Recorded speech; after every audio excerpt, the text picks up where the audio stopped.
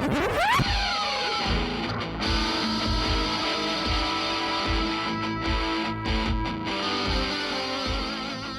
welcome to the Tenant Podcast. I'm Todd Pearson here with my friend, partner, and known to some as quite possibly the most interesting man in the world, Wes Brown. There we go.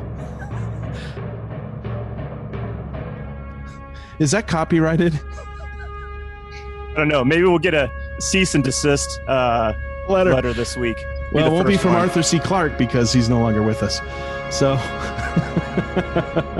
also dates me. How you doing, Todd? It's good to see you, my friend. Oh my God. Good to see you too. Is it hot down in Colorado? Because it's really warm here. Very hot today. Yeah, not very pleasant riding around in your car unless you have AC. Luckily, I ride in the Caddy. It has AC. So Caddy. Driving in style. It's the only thing I'm doing in style is driving my car. You're all about the style. Look at your hair. You have such beautiful hair. Oh, thanks. I was genetically blessed with a nice head of hair. I was not. My forehead gets bigger by the day. All right, everybody who listens and haven't seen our pictures, go check them out. See, and let us know who's got the best hair. It's going to be you. Okay. I should Photoshop some of your hair onto my hair. You should. That would be so funny. That little loop that kind of hangs down the front. That's what I need. That's what I'm missing. I'm missing the Wes Brown whoop-de. The whoop-de-doo. The whoop-de-doo. It was trained by Dippity-Doo back in the 70s. You remember that, Todd? Or was that a little before your age? That's before you're dating yourself. Son of a bucket. Now I've really dated myself. Yep. Dippity-Doo in the little jar. So you've been out looking at art lately? Not as much because there's just not a whole lot of places to go up here. I missed Art in the Park last weekend because I was packing up my mom and moving her in the house, and that was Art in the Park in Spearfish, which is very popular. I'm sure there was some fantastic art there, but I missed it this weekend. How about you? Where did you go this weekend? I know you went somewhere. I did. I got out to Bit Factory and saw Jeff Velarde. And if you listen to this podcast, we had Jeff on a few weeks ago. Saw his solo show, which is really cool. I highly suggest it. And then I took the weekend off. No social media. No more art openings. I just kind of chilled at home. Hot date with your wife? I did have a date with my wife last night. That's right. I heard about it. I went to the Sherpa house in Golden. Nice. That's awesome. Yeah, it was good. First time I've ever been there. Yeah. First time, huh? Mm-hmm. I've never been there, so you never take me there. I don't foresee it being your type of place. Okay. We'll leave it at that so I don't get in trouble. So what I do want to say... You'd be questioning everything on the menu. That's right. What is this? And is this good? Well, I like this. I need Tonette with me so she can say, no, you won't eat that. Yeah, she can decipher the menu for you. That's right. You know what I did do this weekend, and I haven't done this in a while? I sat down and watched a documentary. Have you ever seen, and this is an old documentary. I think it was, I thought it was new, but that shows you how much I watch TV. It was called The Battered Bastards of Baseball. Have you seen that? I have not. I've heard of it, but I've not seen it. How was it? It's excellent. And even if you're not into baseball, I highly suggest it because it's about Bing Russell, who is Kurt Russell's father. Okay. And Bing Russell played in a bunch of Westerns back in the day. And then he was the sheriff on Bonanza. Oh, I think I knew that at one time. So, and he was friends with he met all these Yankee players back in the day. So he knew Lou Gehrig and Lefty Gomez and all those players of that era. He knew, and he came up loving baseball. And so after his acting career kind of got put on hold for a little bit after Bonanza, he started his own baseball team, and I'll leave it at that. But it's fascinating. I had no idea that they were that involved in baseball. Pretty cool story. Yeah, that's cool.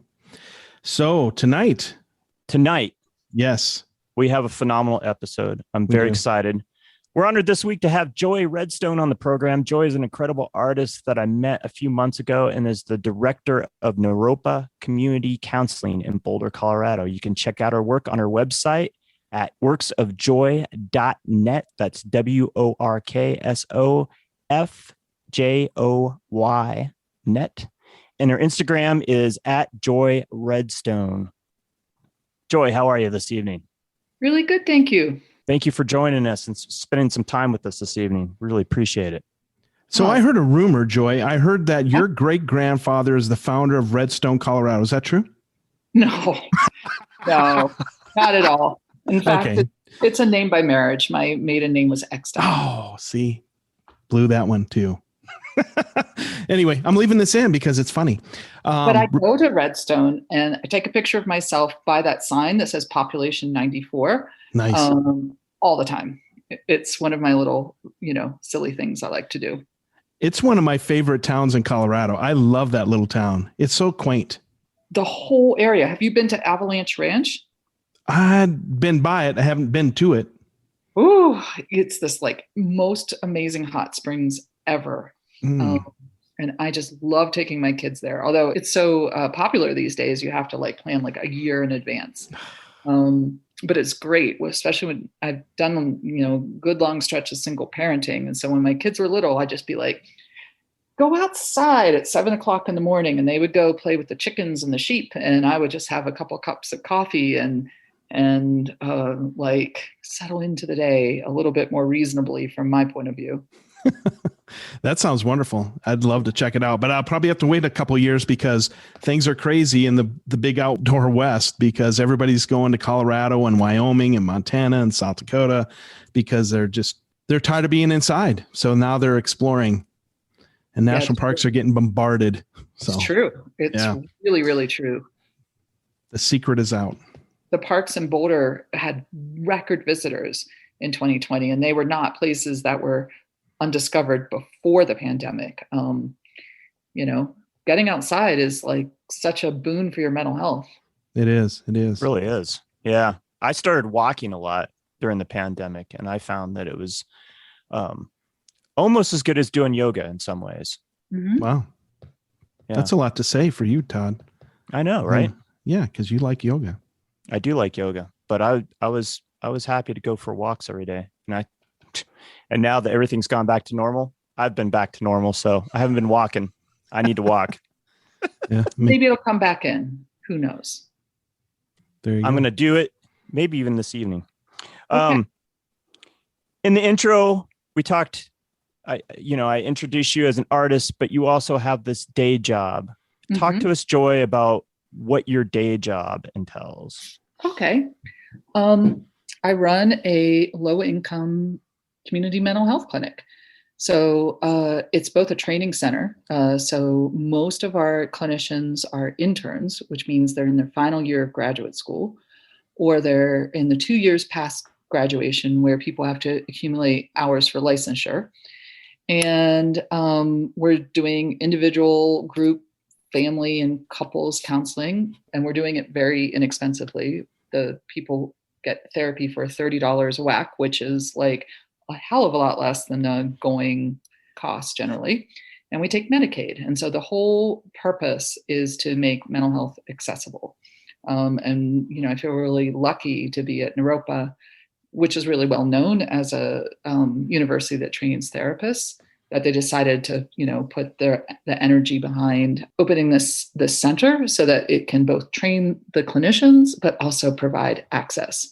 As you guys probably know, Boulder is a pretty pricey town. And it's, easily $150 for a therapy session. So $30 is really different. We thought we were going to be serving the poorest of the poor, but in reality, it's like working people, people who, $100, $150 a week is really a big chunk of their income. Or if they have more than one person in their family that needs therapy, can be as much as people's housing costs.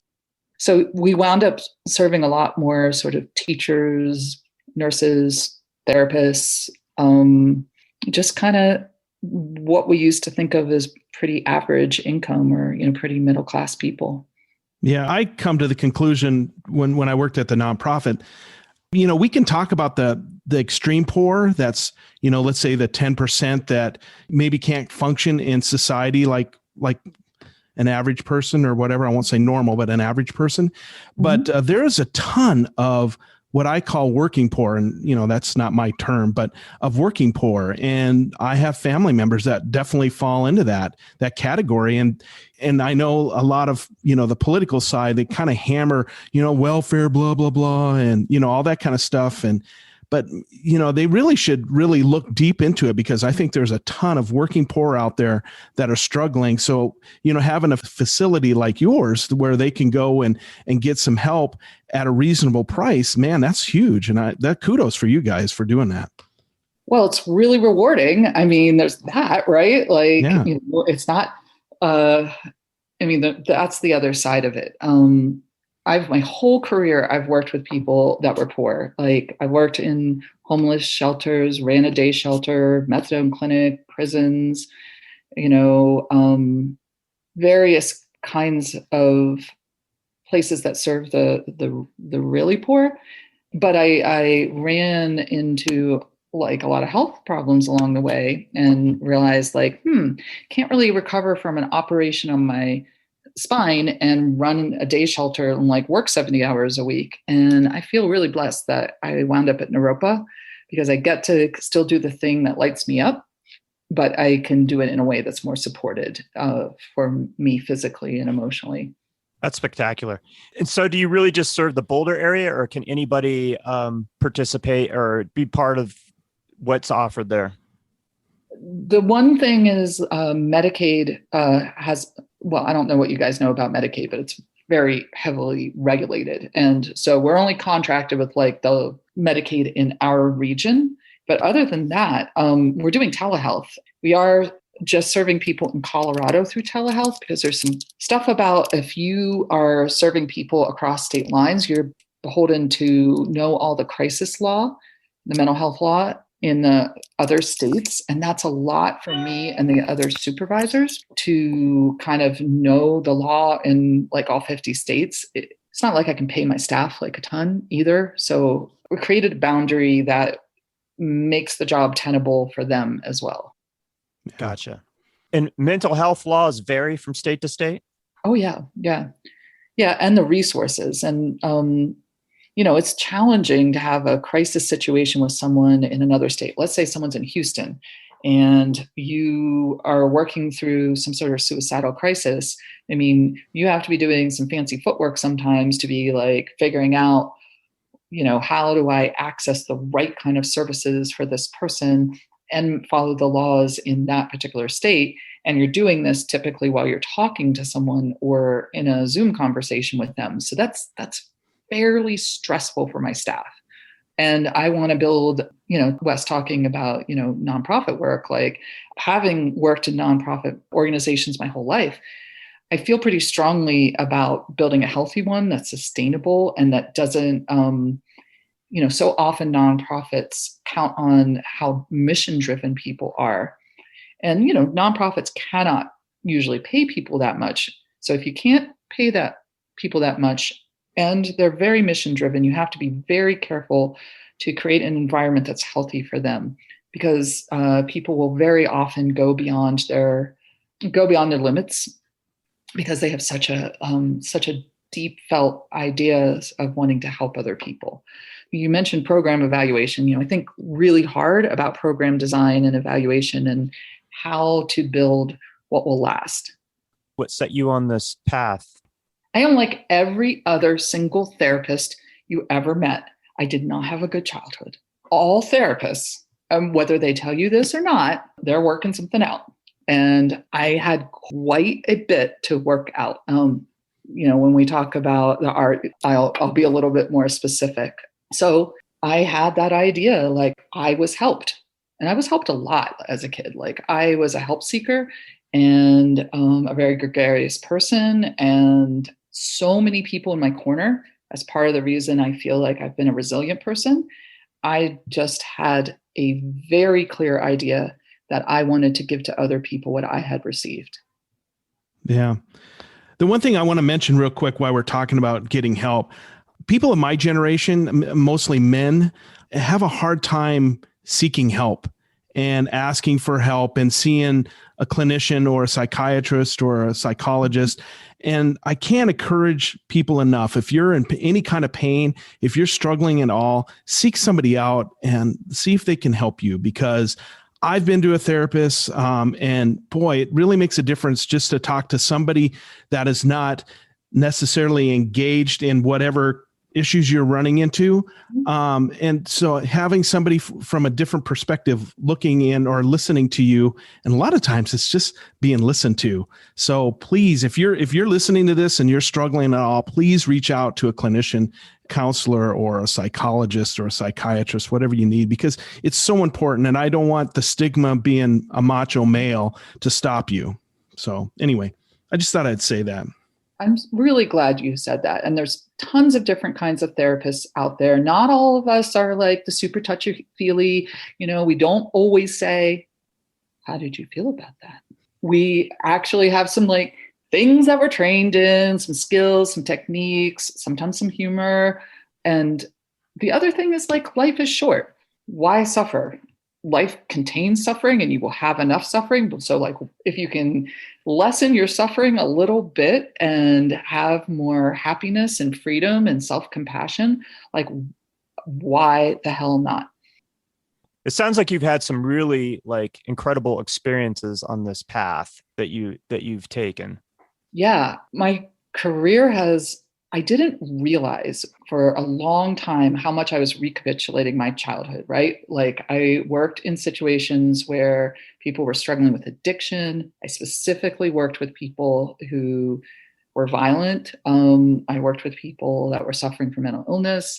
And, I wondered why I felt so comfortable, and then I realized like, well, part of what I learned growing up is like how to manage those kinds of situations and how to help people in those kinds of situations. So, but I mean, I wouldn't trade it for the world. The 8 years that I ran the day shelter was literally like the most amazing experience of my life. And to this day, I kind of yearn for it. It felt like creating a family, a very disparate, unusual, odd, chaotic kind of family, but it was really beautiful. And to have the autonomy, that was the other thing, is like I was just able to, bring services that I believed in. And for me, it was about like, give people what they need first. So they need food, they need showers, they need underwear, they need their medication, they need an ID. Instead of this like kind of thing we have in our culture about pull yourself up by your bootstraps, like I was all Maslow's hierarchy.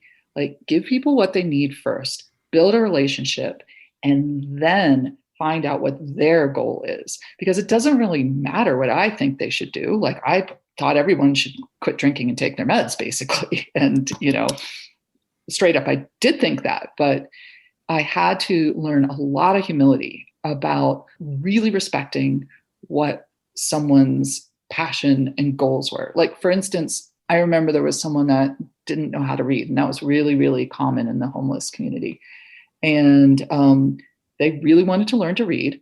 And I, in my heart of hearts, was like, I think you'll have so much better time at this adult literacy program if you will stop drinking that handle of vodka every day.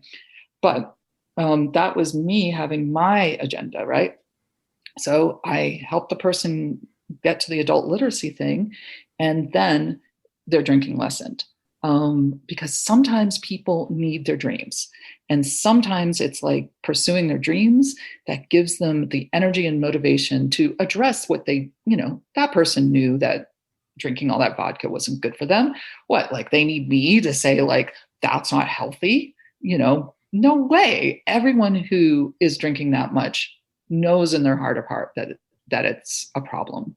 But I had to get like out of my, I had to unlearn a lot of things that were taught about the ideas about like what helps people change. But yeah, I mean, I've loved being a social worker. I mean, it has been the stories that I've heard and the courage and resilience that I've seen. Like, if you want to really understand that someone can hold on to themselves, even in the direst of circumstances, like talk to someone in prison, you know, like, and see that they still have their humanity, see that they still have their compassion, see that they're still kind. A lot of times the homeless people I've worked with and the prisoners I've worked with have been amongst the most kind, humane, amazing people. And I feel like really completely privileged to have done what I've done with my career. Except I also want to do art all the time too. It's just not enough hours in the day. That's the problem, really, is there need to be a few more hours in my day. There you go. There you go. You need the 48-hour day, right? I do, really, honestly. Most people that know me say that. They're like, I can't believe you get as much done as you do. But I'm also in my 50s and I'm like, I'm getting a little tired of my irrepressible energy. Somehow, if I could develop a little bit more of a balance, I have to give up a few projects. Like, I also raise bees, and those bees are on their own this year. Like, I just can't be in the beehive all the time and do everything else that I'm doing. So I love them. You know, I give them water next to the hive. I plant a lot of nice flowers, but other than that, they're just going to have to make it. Yeah. And that's a job right there, isn't it? Well, typically it should be, but like I said, I'm being very laissez-faire, and, you know, they just have to, they have a nice backyard, but they're not getting the care that they need. You know, there just are too many projects and not enough time. Yeah, it's kind of weird how as you get a little bit older, and both Wes and I are in our 50s as well, you start having to figure out, okay, what's a good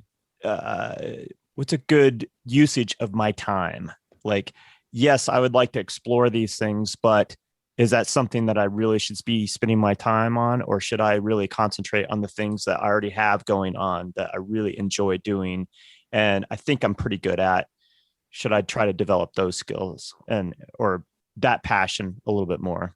Yeah, it's easy for me to get too diffuse. I need to, you know, stay on track because I am working full time and I have 2 teenagers, and, you know, I'm working as hard as I possibly can with my art. And, you know, I have to make choices about my time and energy because I'm not, you know, there's limits I'm discovering.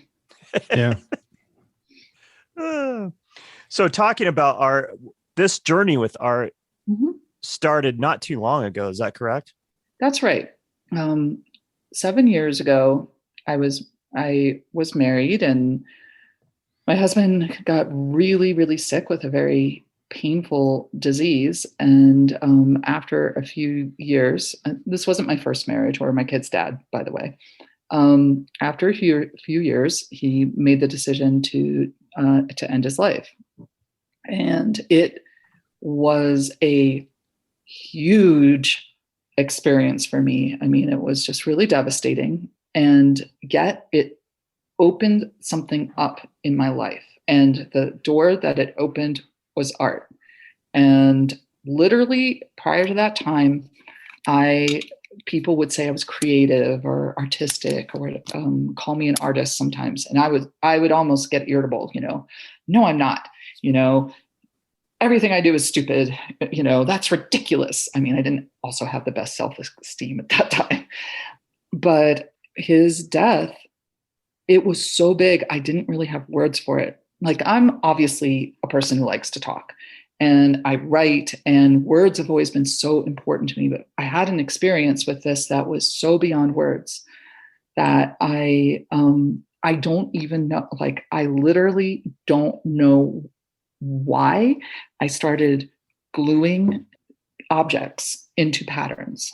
Now, in retrospect, I've been making a little bit more sense of it. I was like, broken objects into images where the pieces themselves look broken, but if you stand back a little bit, they form a whole, you know, like that's kind of where I've been understanding it. But it has been the most profoundly healing journey. And I've, you know, when we were talking before this, Todd, like, that's really, if there's one thing I wanted to share tonight, it is like how much I believe in the healing power of art and how it has been transformative on the deepest levels of my life. And to have the privilege to be on this podcast and to be able to talk about that, like that feels amazing to me. Because then I think to myself, if there are other people who, have had kind of a hard road, and that's just one of the kind of things that people usually think of as fairly difficult in my life. I know what it's like to be that person that doesn't believe in themselves or doesn't see themselves in that light. And if there's any way to, every single person I talk to in the gallery that comes in whenever I'm doing a shift in the gallery, I ask them whether they're an artist. And then I just literally talk to people time after time after time and encourage them to make art. And almost everybody has got a little dream that comes into that gallery. And so I just try to like fan the flames of that, like, again, life is short. Live your dreams, who cares if other people like it? I mean, I say that, but obviously I want other people to like it. If I'm really honest there, but you don't need other people to like it. I mean, it's a communication, right? And so that for me, when I'm in times where I'm not getting that much like feedback, that's what centers me, is thinking I'm communicating. Like I'm not using words, but I am saying something about experiences and emotions. And if it connects to someone else at all, like we're in a conversation without words, but a very profound one. And that is just amazing to me. Maybe it's because I haven't been doing it that long that I get so excited about this, but it really feels huge to me. I hope I didn't ramble around there too much, No, Todd. not at all. And that was great. I suspect that even 15 years from now, you'll still be just as excited because it's coming from you. So yeah, I have no doubt that this isn't just a beginning excitement, that it'll continue. So when I love something, I tend to love it a lot. So you might be right. You said you don't need everybody to like it. Art is so subjective, and it's gonna connect to somebody, and it's probably going to connect to the person that really needs it. The person that doesn't connect to it, they don't need it. But the person that does, they need that connection. Well, and those people are the people that say that it makes them feel, right? Like, and that is, I am a person of emotion, as you are probably gathering. And so that conversation, like that I experienced emotion, that I turned it into art, that I experienced emotion while I was making the art, and that the person that evokes emotion and potentially even like a healing emotion, that feels really, really amazing. It doesn't get any better than that. No, it really doesn't. It really doesn't.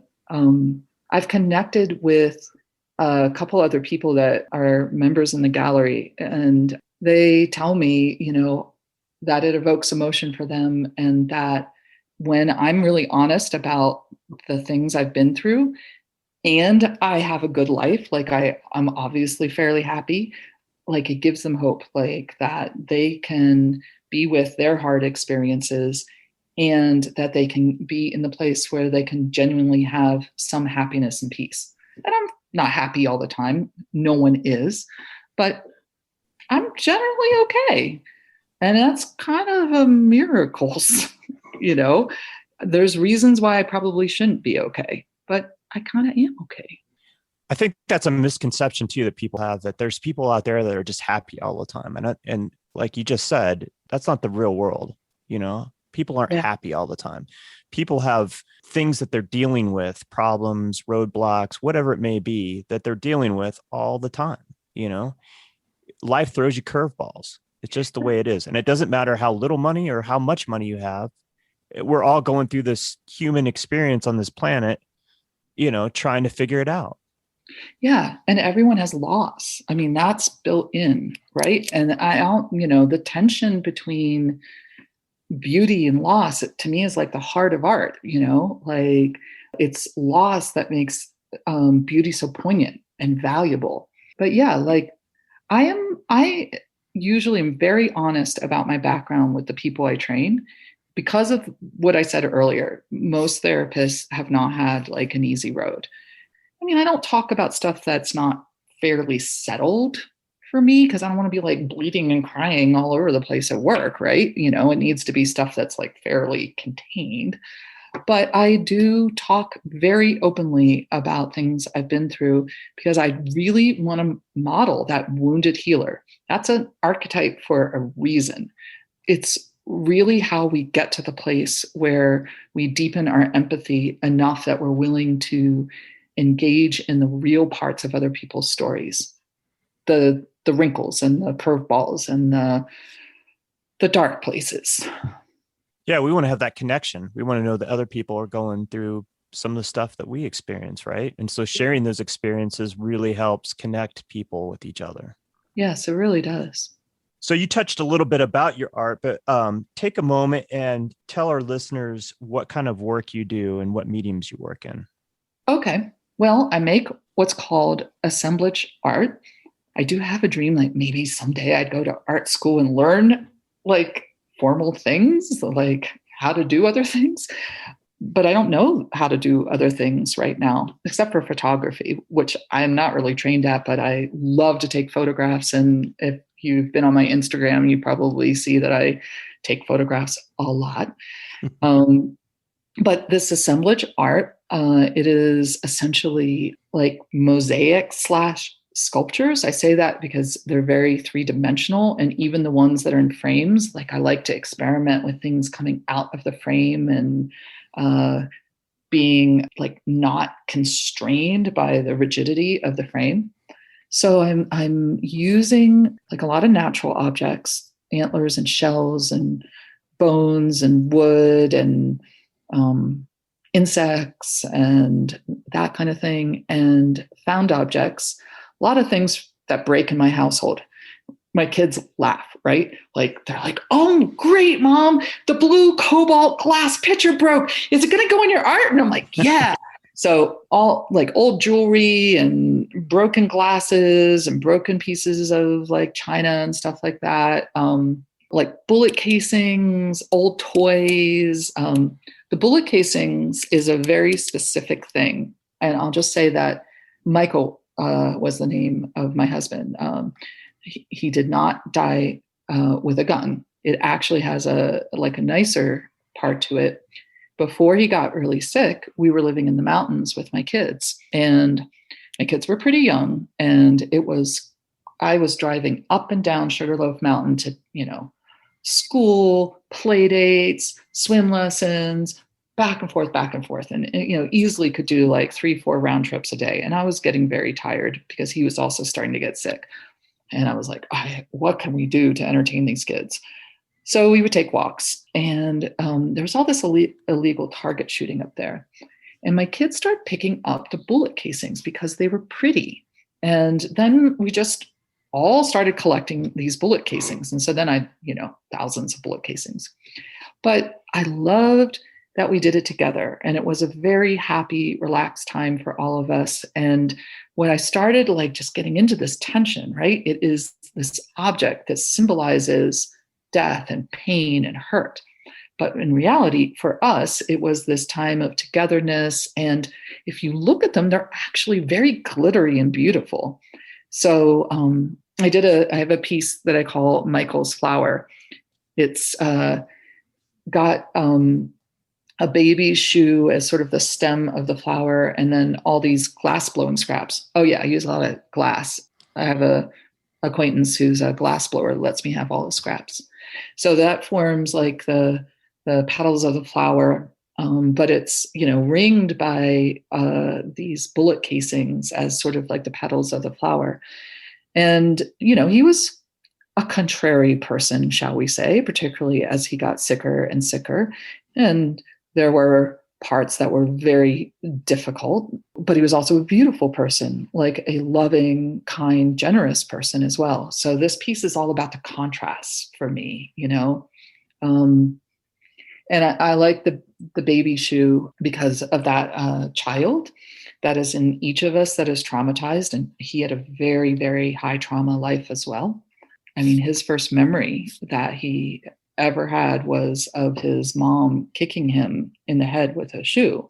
So when I put that in, it was to like honor, like he still had this amazing ability to love despite some of the things that he had experienced. Anyway. The pieces that you put together and the way you described it is very centric to you. But as a viewer that doesn't know your story, it could have a totally different interpretation. Bullets could be suicide. It could be violence. It could be hunting. It could be, and then the baby shoe, when you think of that, you usually think of something pleasant, like, new and happy and good times, but it has a different feeling for you. And so I think that's so cool. I put it in a show called Contrast for exactly those reasons. But yeah, sometimes I really need to keep my mouth shut about what's going on for me when I'm making art, because if it's still communicating, it doesn't matter what I was processing, right? It's really about the communication with that person, what it evokes for them. I remember I had that one up at a gallery, and when I told the person what it was about, they were kind of asking, because I try to keep my mouth shut unless someone's asking. They just like burst into the most awkward laughter, and were kind of mortified. And it was a good reminder to try to keep my mouth shut a little bit more. Yeah. But some people like, people that aren't maybe big into the arts, or maybe they're new to it.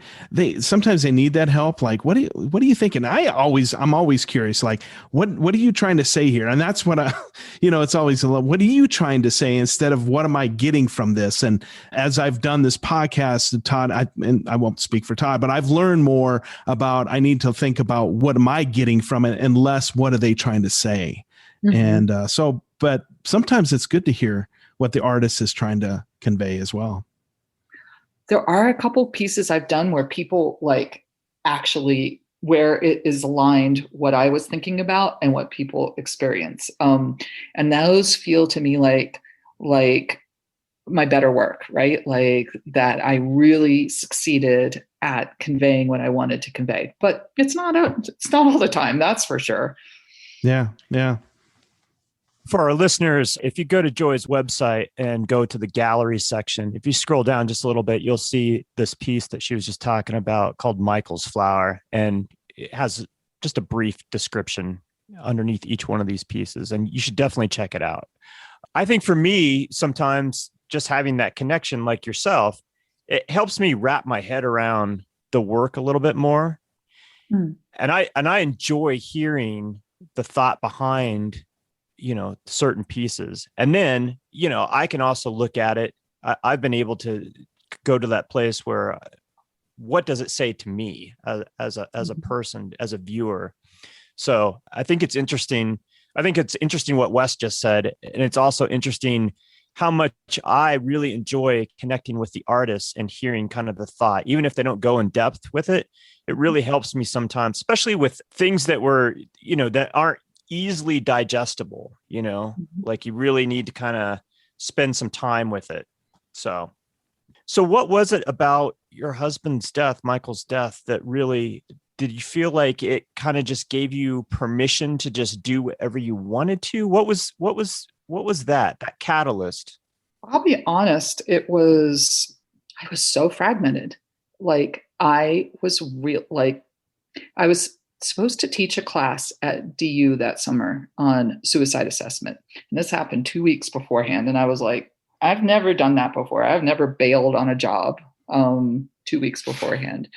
But I couldn't read. I couldn't drive. My eyes weren't focusing together. I couldn't sleep. I couldn't stop crying. I mean, it was just really, for a couple months, just in a place of devastation. And I think it was more about stripping away, when I've been referencing like having a tough childhood, so I grew up poor and there was a lot of addiction and abuse in my family. And, I experienced physical abuse and sexual abuse as a kid. But I went into life with this, like, I'm just going to work hard and I'm just going to work harder than everyone else, basically. And I'm just going to strive. And I'm rely on my intellect, decent brain, maybe not as great as it used to be in my 20s, but, fairly smart person. And so I had these tools that worked so well for so long, and they just fell away at that point in my life.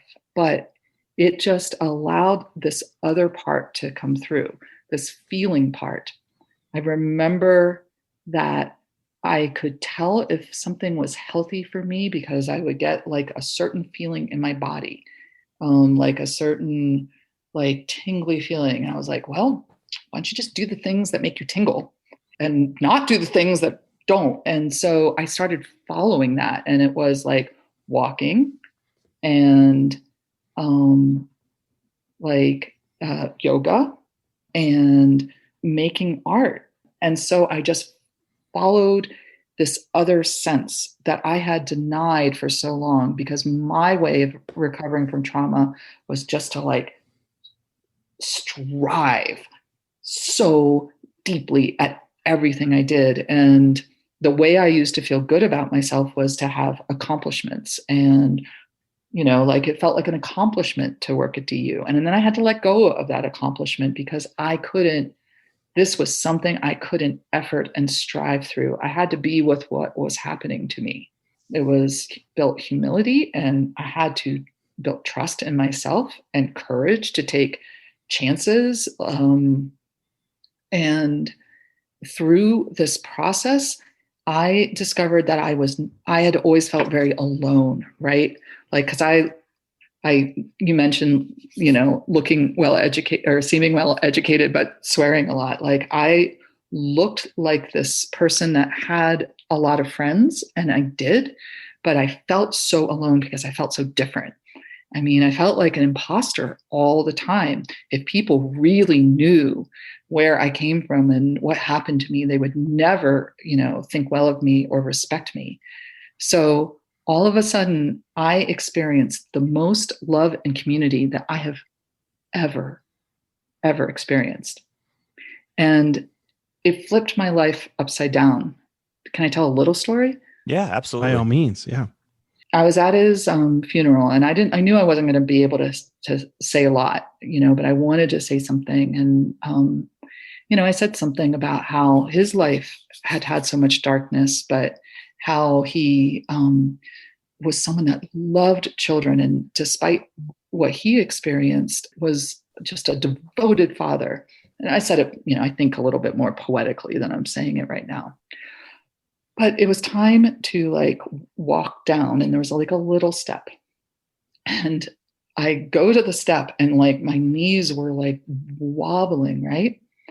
And then I looked up, and the whole, funeral home, chapel, whatever it is, was just filled with people that loved me. Like literally they were there to love and support me. And it was people, I didn't expect. It was people from every part of my life. And I literally like felt the love like come out of the room and like enter my body and essentially like, give me the strength to step down off this little step, which was like really like 3 inches, but it was pretty insurmountable at that moment. And it was so visceral and somatic, and it just filled me up. I think I've even completely lost track of what the actual question was, if I'm totally honest. You're fine. That's okay, good. Whew. So it's so basic, right? The one thing that we all want and desire in this world is like the most simple thing, which is love. We want to know that we're accepted and that we're loved by a group or another person or by other people. And you felt it in that moment of I imagine just deep sorrow. And like you said, you were fragmented and everything was not completely firing on all cylinders.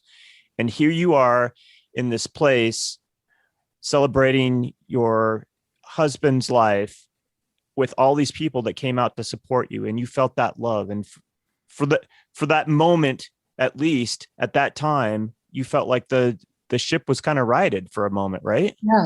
Yeah. And it started me on a path that was much more about letting, like being vulnerable, letting other people in. I mean, my art is vulnerable. I mean, there are many, many pieces about my childhood experiences. And, some of those are very dark. One of my experiences was we were very poor, and we raised chickens and rabbits for food. And I was the person, the kid that had to take care of the rabbits. And I fell in love with one of the rabbits. Typical me, it was like that rabbit was missing one of its front paws. And so for one thing, I could tell which one it was in this seething mass of rabbits in the rabbit hutch. I really, really loved that rabbit. And I just begged for that rabbit to be able to live when it was time for us to do the slaughter. And, my dad insisted that rabbit had to be slaughtered. He was very much in charge of the household. And I begged, but there was not space for that. And then I just begged to be able to go inside.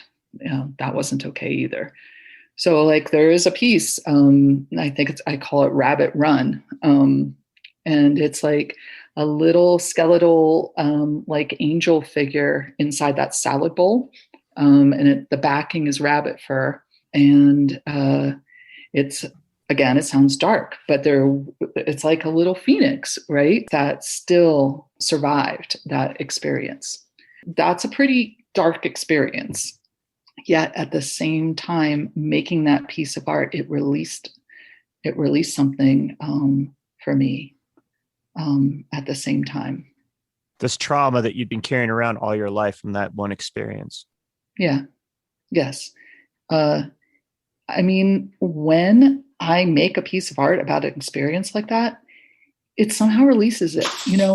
We were talking about therapy, and therapy at its worst can be repeating a traumatic story over and over and over again. And what they think about our brains, where trauma memories are stored, are in this like more primitive part of the brain, the limbic system. And they think that when you tell the story again, on some level, your body is re-experiencing it. So like bad therapy is repeating that over and over and over again because your body's kind of re-experiencing it. Somehow, when I make a piece of art, like I think about every aspect of that experience, and everything I choose is symbolic of some aspect of that experience for me.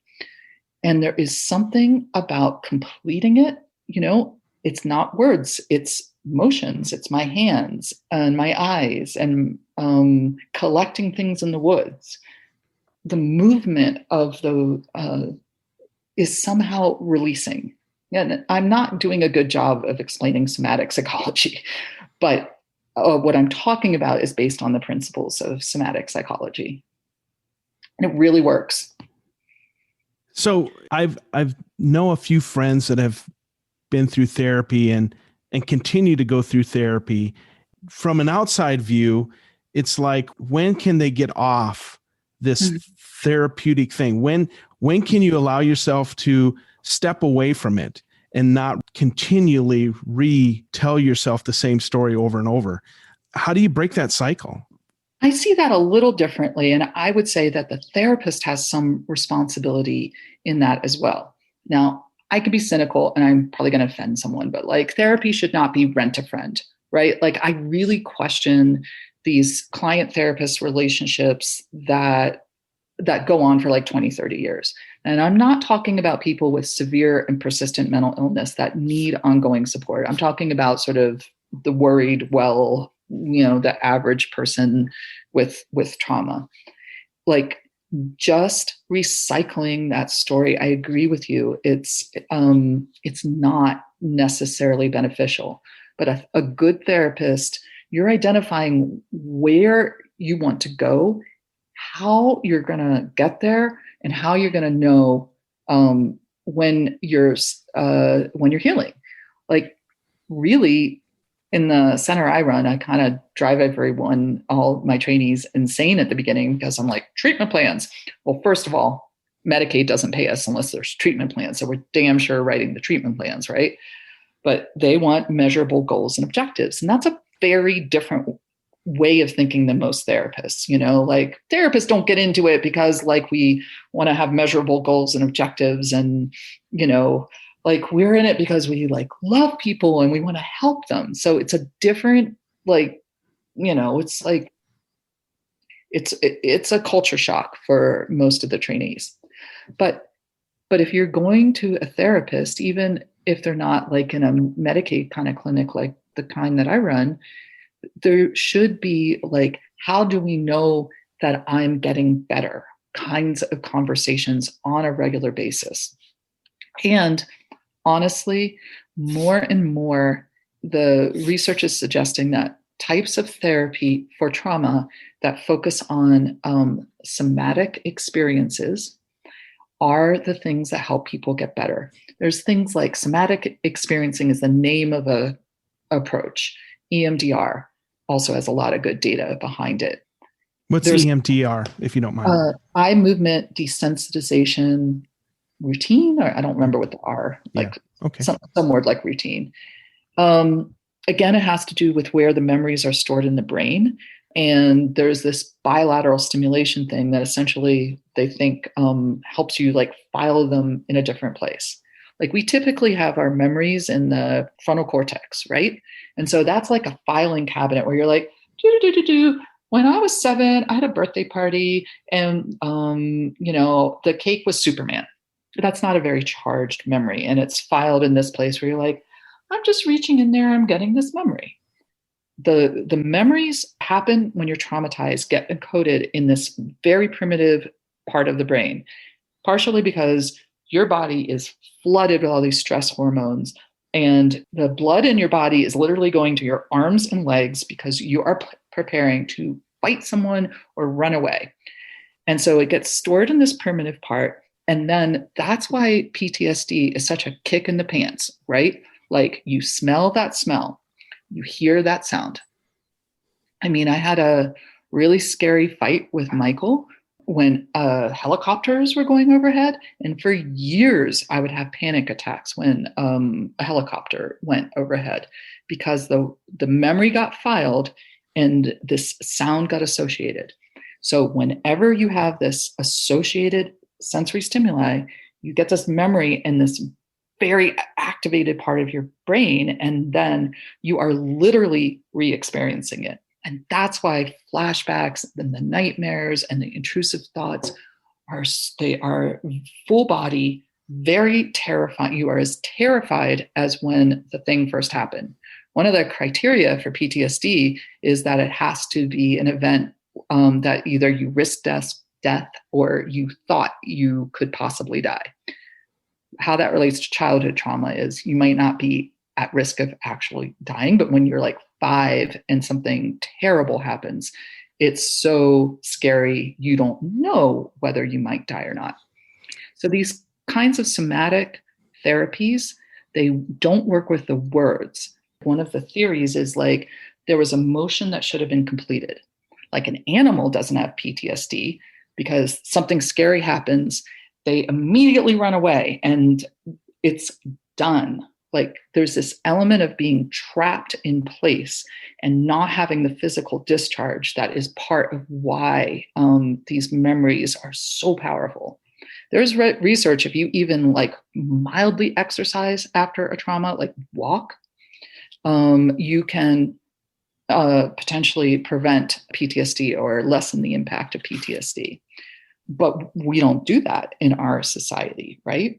You know, after you have the car accident, you don't like think like, I need to take a walk.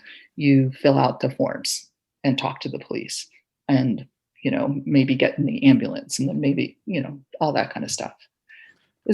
Am I explaining this in a way that makes sense? Yeah. This is fascinating. It is fascinating. I've never thought about, you know, how this all plays out in the body, you know, not understanding it or not having an event that having suffered from PTSD, I think for people that haven't, right, it's hard for them to wrap their heads around, but you explaining it in layman terms, it makes much more sense, you know, to me now.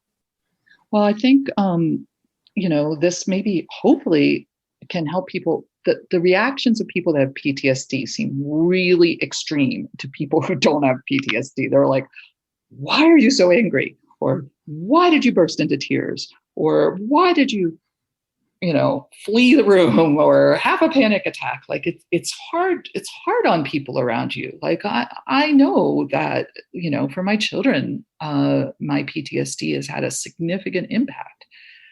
So like hearing these things and understanding, like, you're just in a state of terror and you don't have the words to explain, but that I hope actually, if there's one thing that people take away from this, is that there really is effective treatment. I mean, the other thing that has a ton of research behind it, it's really exciting in the field of PTSD, is psychedelic therapy. It's looking very, very soon like that will be considered mainstream and legal and all that kind of stuff. And it's the same thing. Like the reason they think MDMA works, for instance, is you can talk about the trauma, but this drug experience suppresses the sad, angry, fearful thoughts. So then you can talk about it without re-experiencing it. And then the therapist is really also just being a therapist, like hearing your story and reflecting back the things they see about the strategies that you employed in this situation and how courageous they might have been. That's when like the more positive reframe, unconditional love and positive regard part of therapy comes in. Because if you name this horrible experience, and typically people have something that they were ashamed of, like they're ashamed they didn't fight back, or they're ashamed they didn't protect their brothers or their sisters. Once you speak that and you receive this like regard, like reframe from the therapist of like, you were a little kid and you did the best you could and you tried really hard to protect your siblings, like then that's where the healing part of the actual therapy comes in. Anyway, yeah, you guys really got me talking. Good. And I got a follow-up question that's going to be a little different, but Sure. So I used to work in fetal alcohol spectrum disorder, and they talk about neuroplasticity. And every few years, your brain kind of rewires itself. If you're continually discussing and talking and feeling these, isn't that going to reinforce when we talk about neuroplasticity? Isn't it going to just reinforce that whole memory and the whole feelings? And yes, that's exactly, I totally agree with you. That's why the like old school, let's just retell the story of the trauma. That's why I think worse than just not being effective, I think it can be quite harmful to people versus these kinds of somatic therapies or really expressive therapies like making art. Like, again, it's not the words, it's not the constant cycling of that same story. That narrative that we have for ourselves is generally not very kind either. It's like, I'm a bad I was weak, I'm broken, I'm screwed up. That's the narrative we have. And so retelling that story over and over and over again, that just recreates the schema we have of being broken, and the hell with that. Like anybody that goes through really rough stuff and comes out the other side, they're not broken. They might be changed. I like to think of it as changed, not broken, because there are also gifts that come out of trauma. Okay, I might be the most hyper vigilant person on the planet. Like I have had many people say that. You know what? I see every little stone. I'm walking in the woods and I'm like, oh, that piece of stump, that looks like an animal. It looks like a creature. It looks like this little, dragon, like I see everything that used to be a problem, right? It used to be so overwhelming and overstimulating. And I was that person that had to sit in the restaurant with my back to the wall. I really was. But this, hyperacuity of my senses, like that was so overstimulating for most of my life, like is the thing that has given me art, So like, whoa, how to take something that some people would consider a symptom, right? It's like, well, okay, it's a symptom and it's a both and. Like there is a gift, for me at least, in that level of hypervigilance. I've just changed how I use it. And the strategies that we use to recover from trauma, like, typically we develop a strategy when we're young. And we just hang on to that for the rest of our lives, like, well, it worked when I was young. I won't trust people. That's it. End of trust when I'm like 7, right? Well, okay, when you're like 23 or 35 or 42, you may want to give up that strategy and start letting people in a little bit. And that's where the therapeutic work comes in, of like helping the person just adjust that strategy a little bit without making them bad or wrong for having had that strategy. That strategy made sense. If your world wasn't trustworthy, hell yeah, you don't trust people, right? But it's very freaking lonely not to trust people, right? That's like taking a huge part of the beauty of life and cutting yourself off from it. So you may want to give up that strategy and then think about, how do I pick and choose people that are trustworthy? Some people aren't trustworthy, and that's real. But some people are, and that's real too. So there's like how to get into this both and with the strategies that you employed. Nice. Sometimes you need somebody to help you with those tools, right? To figure out how to figure out which people you can trust and which people you can't. And that's part of the therapy part, talking that out. Like, hey, I had this experience and it didn't work out the way I anticipated. And then having feedback. Absolutely. Feedback is actually an important part of being a therapist. Like, just validating people endlessly is not like being honest. Like giving people gentle feedback. Like if you saw someone that had difficulty trusting, like once in a while speaking to like, must be lonely, not to trust. And what is it like for you to be here with me when, I know that part of you wants to trust me, and I know that part of you is scared to trust me. That's, kind of what it would sound like in a situation like that. Not pushing the person, right? They have damn good reasons not to trust people easily, but reminding them that that pattern may not serve them anymore, and that you as a therapist are there with all the love and compassion that you can muster in this situation to create a different kind of relationship, like a reparative relationship. That's therapy at its best. It's not always, therapists are human, and we're not always like firing on all cylinders all the time, but that's what it would look like in a really good therapy that was working really well. Yeah. And not every therapist is good for everybody, and everybody good for every therapist. So you just got to find that right fit, right? Yeah, it's match. It really is. If you try out a therapist and, you give it like a time or two and you're like, I don't know. Trust yourself. Your system is telling you something about that. And, Boulder is blessed with therapists. I mean, Naropa turns out like 100 therapists a year, and most of them want to live in Boulder. So there are so many therapists, and it's okay. It's okay to not gel with everyone. You wouldn't have that expectation you gel with everyone all the time anyway. So, you are a consumer also in the therapy relationship. And I think that's important to remember as well. Yeah. If you're somebody who's struggling and you're listening to this podcast and you want to explore art as a therapy, what would you recommend they do? I would recommend like not listening to the inner critic.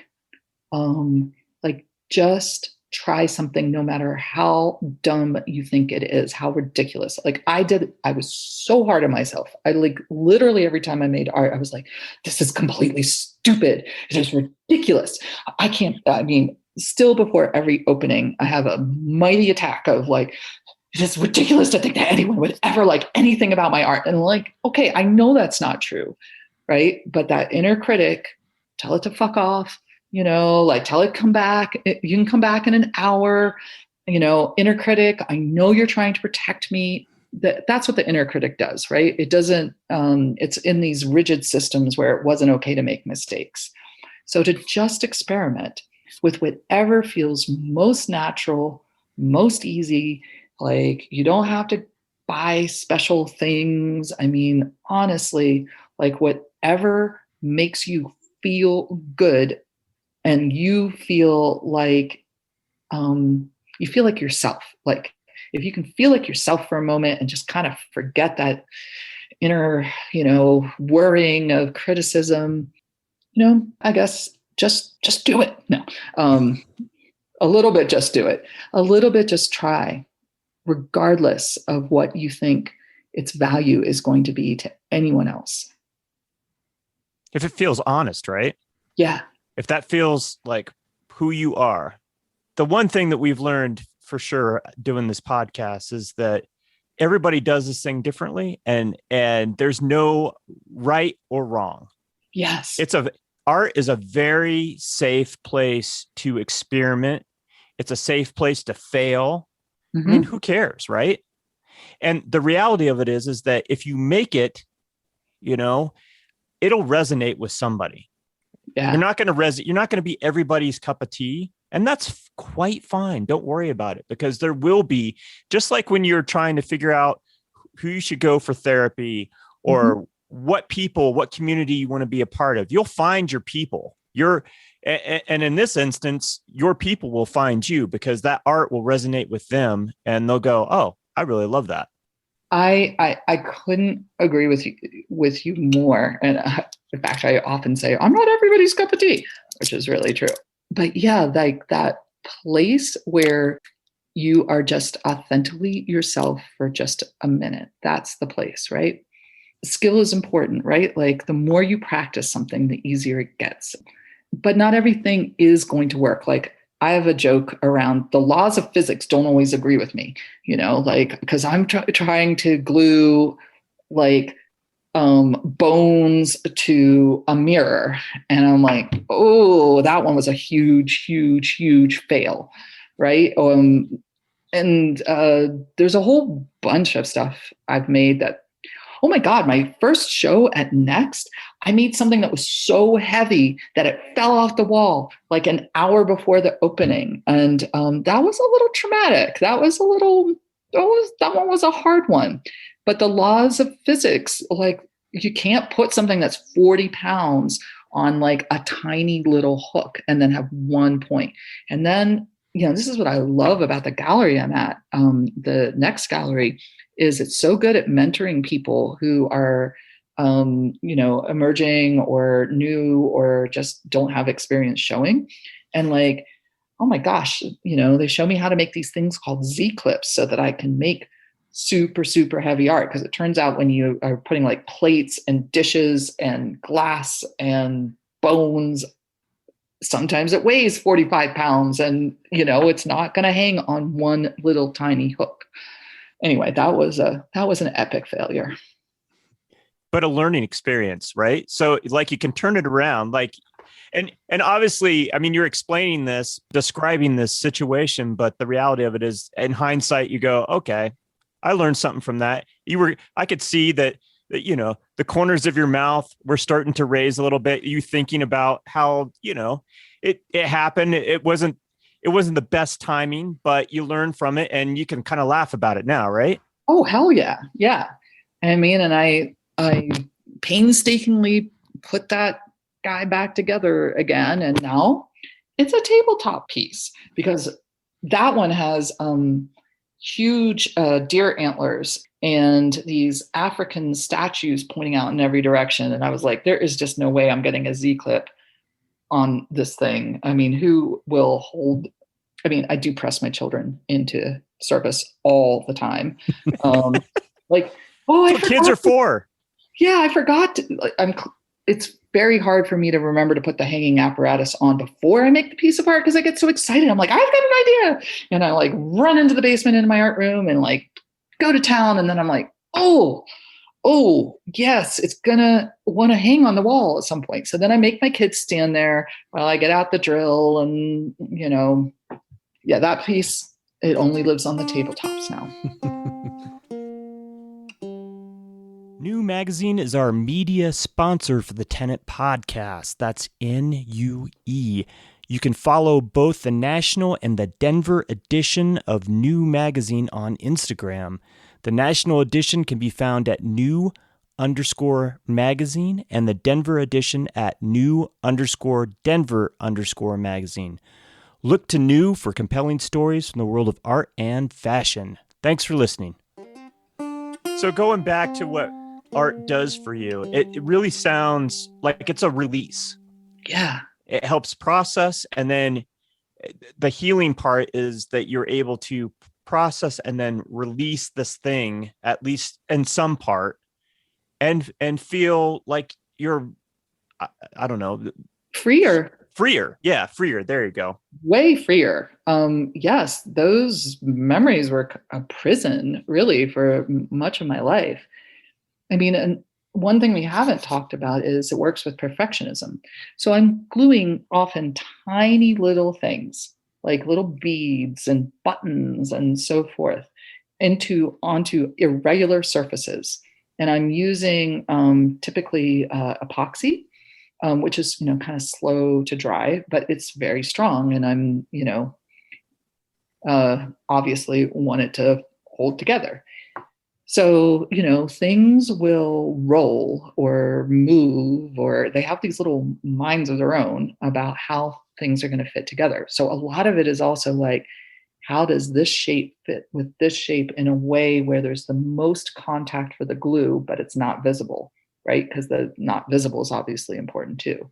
So I have to live with like, okay, I come back the next day, that thing rolled to a different place on the piece of art and then glued itself permanently in that place. And then I'm like, oh no, that's not what I was picturing. So I have to let go of what I was picturing and work with what happened. After Michael died, I just used to say, it's what happened, right? And that was shorthand for, it's not what I wanted to have happen.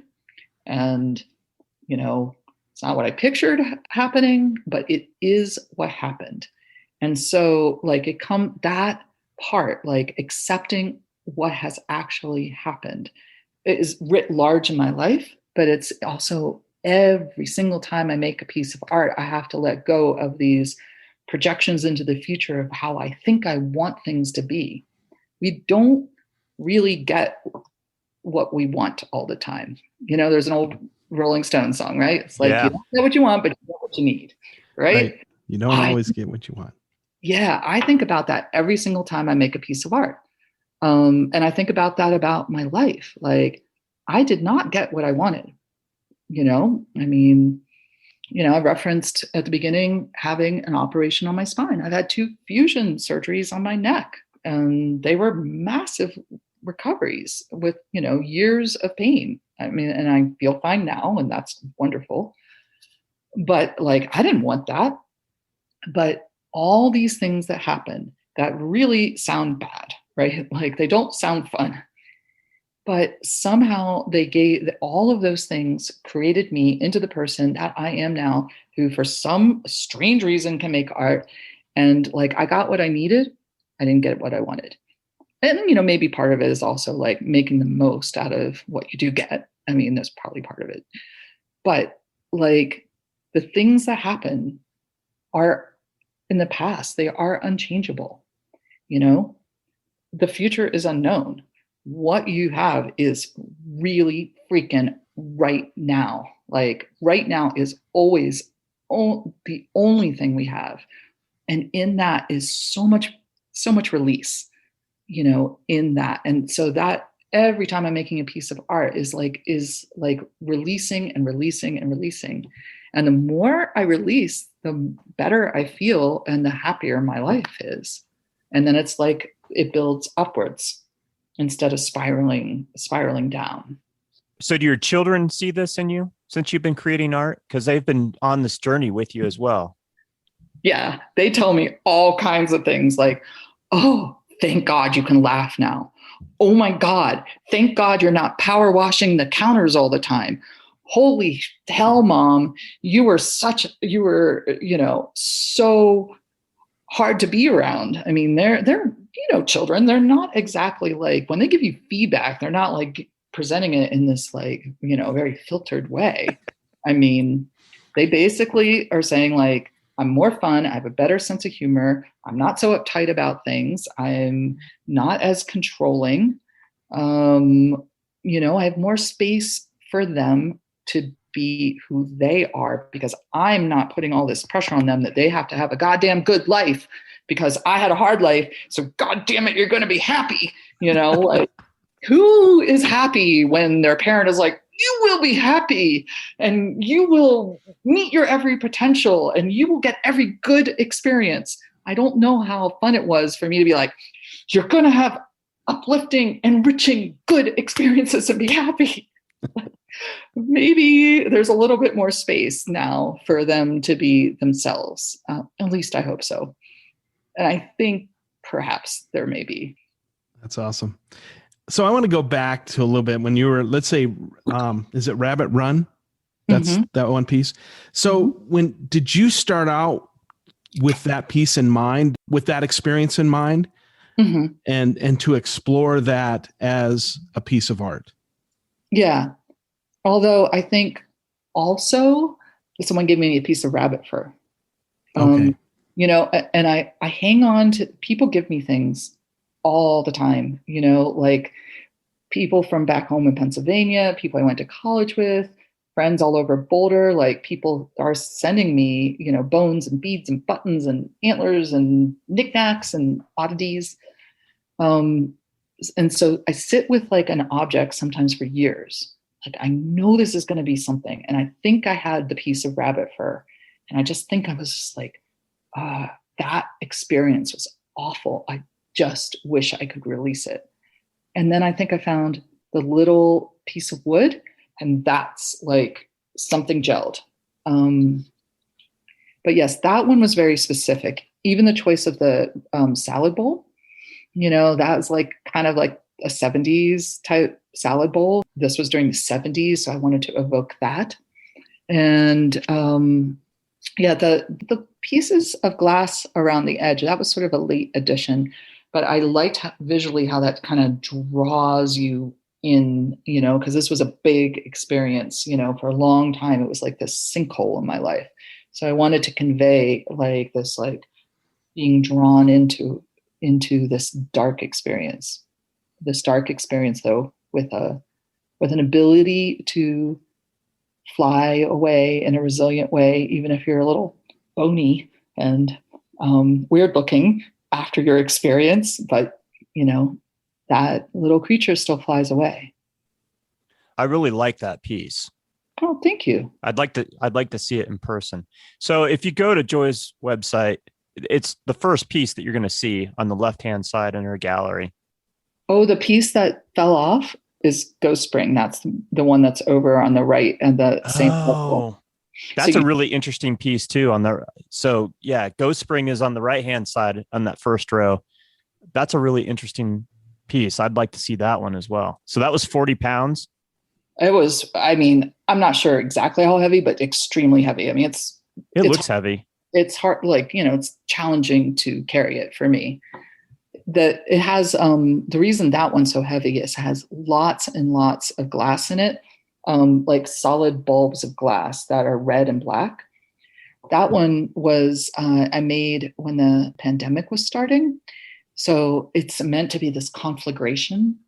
And so there are, it was like processing like our toxic racism and climate collapse and the pandemic. And it's meant to be this like, everything's on fire, but there are lots of symbols of spirituality in it that are smaller.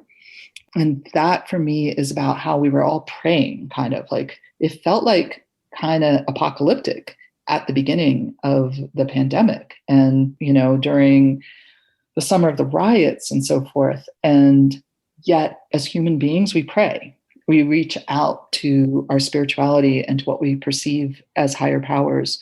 And so I guess in a lot of my art, like it's dark, but there's like a message of hope. And so for me, the message of hope in that one was like, well, as human beings, like we came together in prayer. even though we were experiencing this incredibly difficult experience. I read where when you're working that you like to kind of go back and forth between working on kind of the darker pieces by offsetting it by working on more joyous and hopeful and happy pieces. Yeah, that's even like a therapeutic principle called titration that they use in trauma therapy, that you don't stay like this, right up close and personal to only the painful things, that you move back and forth. And so, people do describe me as intense, and I've had intense experiences, but I don't want that groove that is so well worn about like pain and suffering and loss and death and trauma. Like, I could, without consciousness, tend to, only make the darker kinds of art. So I challenge myself, like, I love life. I mean, I think life is beautiful. I see beauty around me everywhere. So why not why not consciously choose that also, so that I'm not always, even if it's releasing and healing to be with the dark memories, I really, really want to celebrate what I perceive as, there is so much to celebrate, really. I mean, beauty is all around us. That alone, if you just look up, that's something I always tell people in therapy. Look up. Like, don't just look at your feet. Don't just look at the ground. Don't just look at the thing that's right here. Like, look up, gain perspective. Like, the world is here to be enjoyed and savored and honored and cherished and celebrated. So do that too. So that's what I'm thinking about when I'm moving back and forth. The universe is pretty amazing. Yeah, it is. And it's complex and it's miraculous. And the fact that we're even sitting here this evening having this conversation in itself is kind of a small miracle if you think about it. So many things in our lives could have stopped us to get to this particular instance or this point in time. But here we are, the three of us this evening, having this conversation about art and what it can do to heal people. Yeah, I feel really amazed that we're here. And I'll be honest, I had to push through several weeks of like, oh, I shouldn't email Todd, no, that would be dumb, oh, that would be intrusive, like weeks of that. So maybe some of those old stories are still in there a little bit, but eventually I did. And I'm glad you did. I mean, that was a wonderful email to receive. The fact that you took the initiative, I was like, I definitely want to talk to you. And we had a connection from the get-go in the gallery that evening. It was brief because we came late in the evening and the gallery was about to close, but it was really nice to stand there and talk for about 10 minutes with everybody that was in that group in the gallery at the time and yourself. It was a very nice experience. Well, I could tell that you were someone that thought deeply about things and really cares about how you express things. And that really spoke to me and stuck in my memory, because that's not everyone. So you made an impression on me. Oh, thank you. So what else do you put in your do you do in your practice or your process? Is there anything else that you do as far as, in addition to what was the terminology you used? Titration? Yeah, I often listen to music, and we hold trauma in our body, right? And I've had a ton of physical stuff and a ton of illnesses. So I frequently dance around a little bit. And also, it's tiny little things and bending over and, being like this. So like, sometimes I just need to like get the shoulders back and move around a little bit. And, that's when I'm doing the celebratory pieces, is when I'm dancing a little bit. And yeah, I mean, I don't know that this is what I do when I'm making art, but I think this really nourishes my art. I usually meditate every day, and very frequently something will come through kind of fully formed, like, boom, that's what that broken piece of blue glass is for. that thing, you know? And so I have learned to listen to that. If it comes through when I'm meditating, like damn straight should listen to it. So I think of that as more a preparatory thing to make sure I'm in contact with that part of myself that is more intuitive, because it's very easy for any of us, and for me, just like task, responsibility, obligation, busyness, work, other people, all those things want to press in at all times, as they do for all of us. And somehow the meditation like lets me be in more conversation with myself. So I would say that's actually fairly important. So what's your meditation practice look like? I usually, I try to make it daily. I occasionally miss a day. I'm going to tell you, I'm going to make what is to me an embarrassing admission. I use this little like headband called Muse because I'm too neurotic. Even though I work in Naropa, I feel like I don't know how to meditate the right way and that other people know so much more. And so I'm too embarrassed to ask people for help. I still need some therapy, obviously, to get over that one.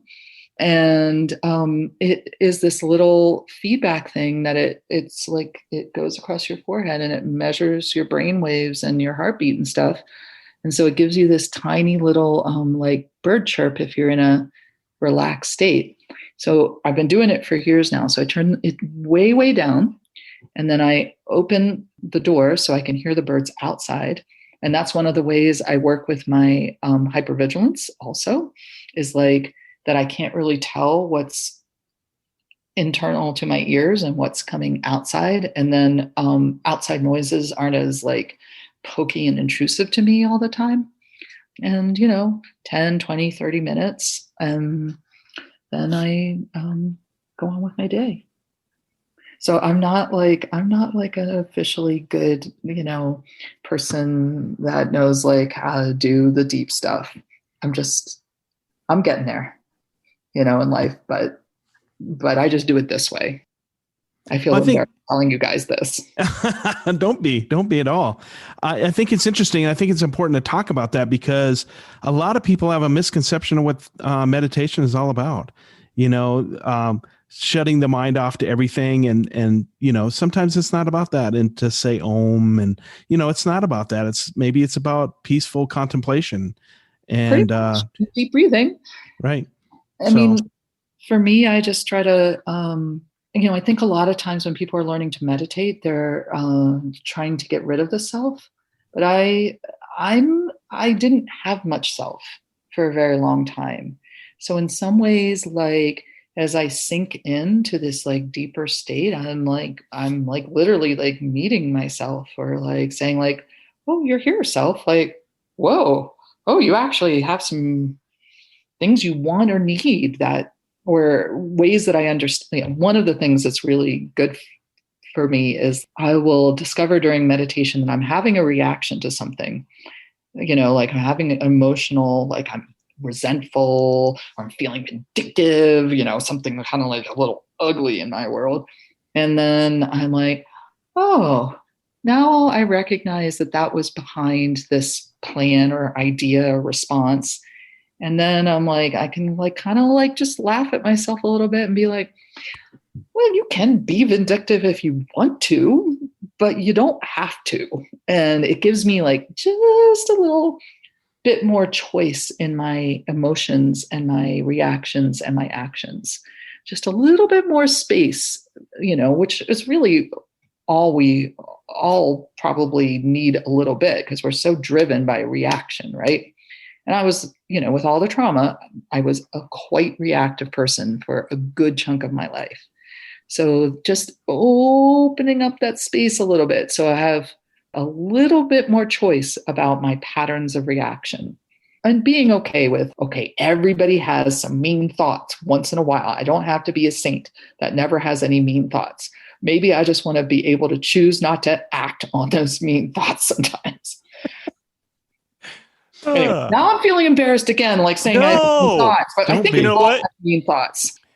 We all have mean thoughts. Trust me. I'm not saying nothing.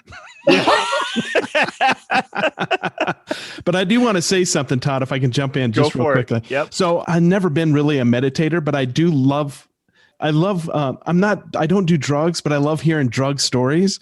And so it's the same thing. I don't really meditate, but I like to hear people's description of their meditations. But here's a funny thing. So a couple of years ago, I was visiting my dad, and it's about an 8-hour drive coming back, and the weather wasn't good.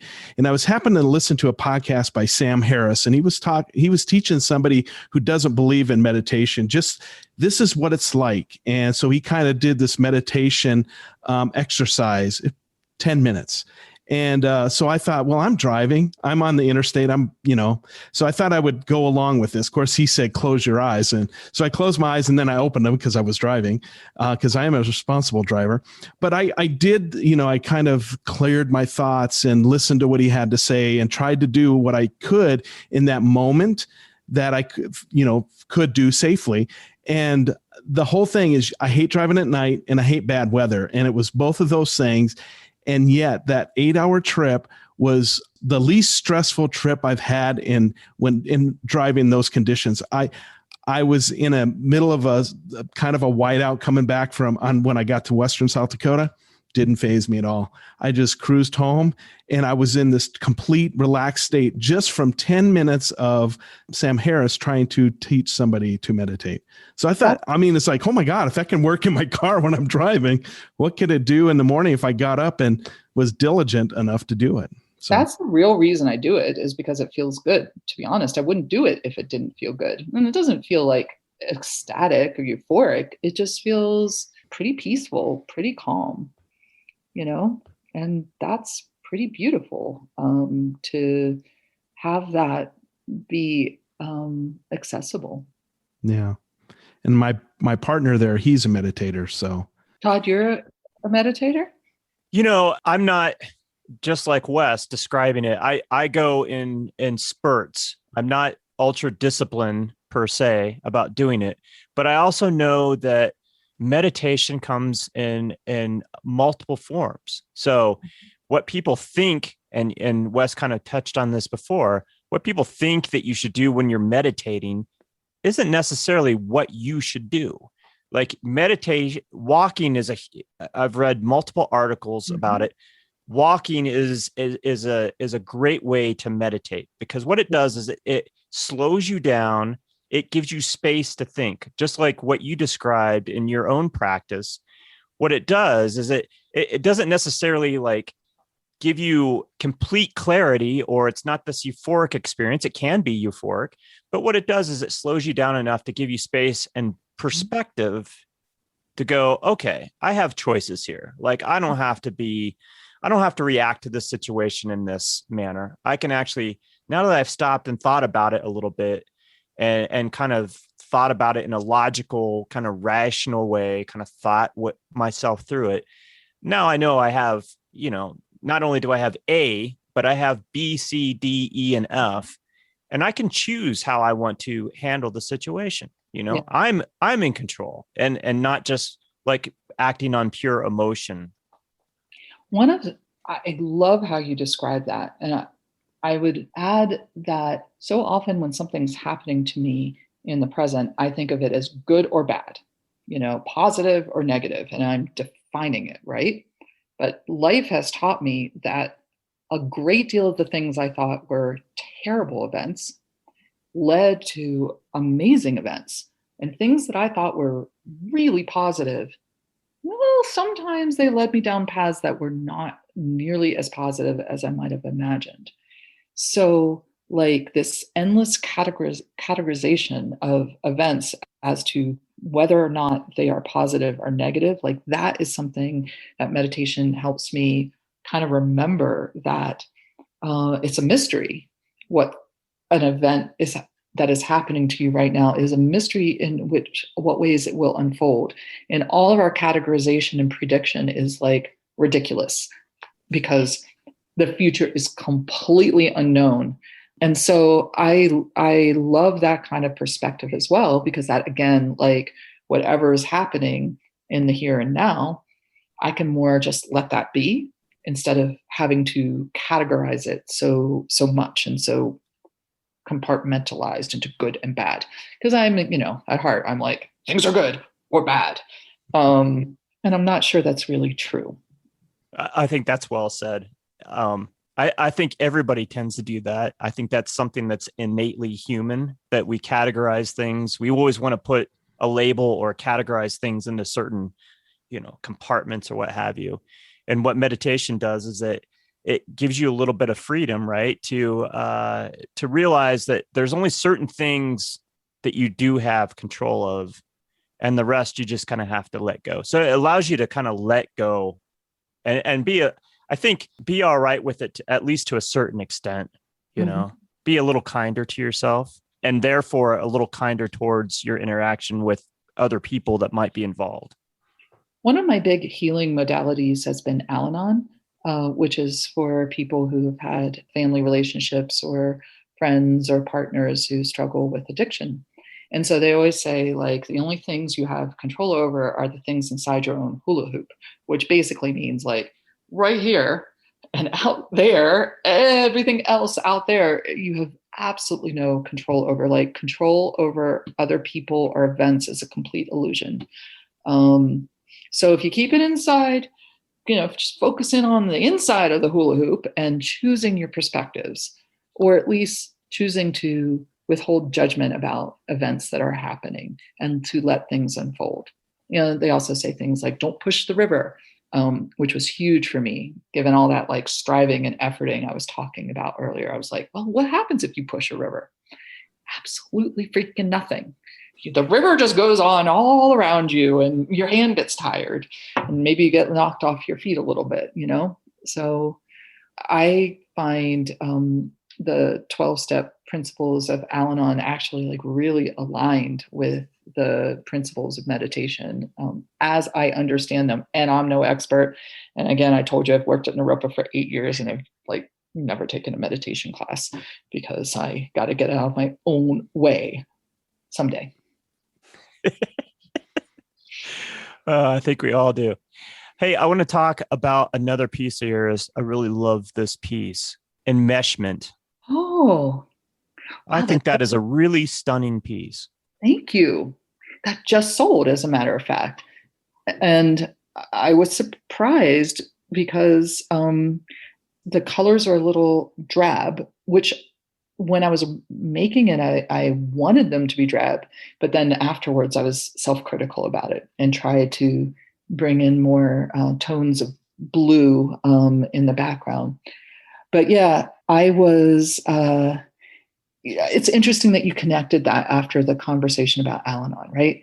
I was thinking about how enmeshed I had been with various alcoholics and addicts in my life, and how like these like tendrils of emotion and blurriness between myself and other people was really toxic, like really. And so the little bird skulls are, meant to be these little harbingers of death, kind of encircling this form that's like trying to like rise out of this like swampy, murky mess.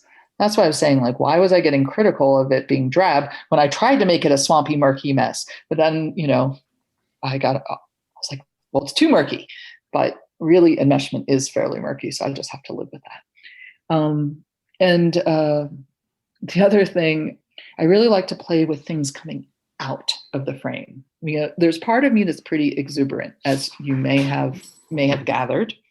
And so there's something about frames that like I both like because they create structure, but I also want to, there's this part of me that's like, I respect and want the frame and I want to like come out of the frame at the same time.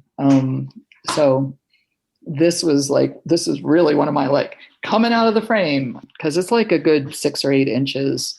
It was an earring tree. And it sat on my bathroom counter for a long time. And I was like, I think I need to do something else with this. It so much looks like a tree to me. But yeah, I cannibalize stuff in my house literally all the time. And if someone gives me a gift, they have to not be insulted if it shows up in a piece of art, because that means I really liked it. But So how big are your pieces, if you don't mind me asking? I'm sure they vary, Um, but like how yeah, big is this piece? the enmeshment one, Yes. that's like a 12 by 12. Some of my bigger ones, I have a couple wooden pieces that are like 5 feet tall kind of thing, but not too many of those. It is actually very hard to find wood that's seasoned enough to be hard enough to get the hooks in and to bear weight. And so I've kind of learned the hard way that wood that's too rotted essentially isn't good. I mean, there's a couple that are like 3 or 4 feet. A lot of times they're in the 12-inch, 15-inch, 18-inch kind of realm. Okay.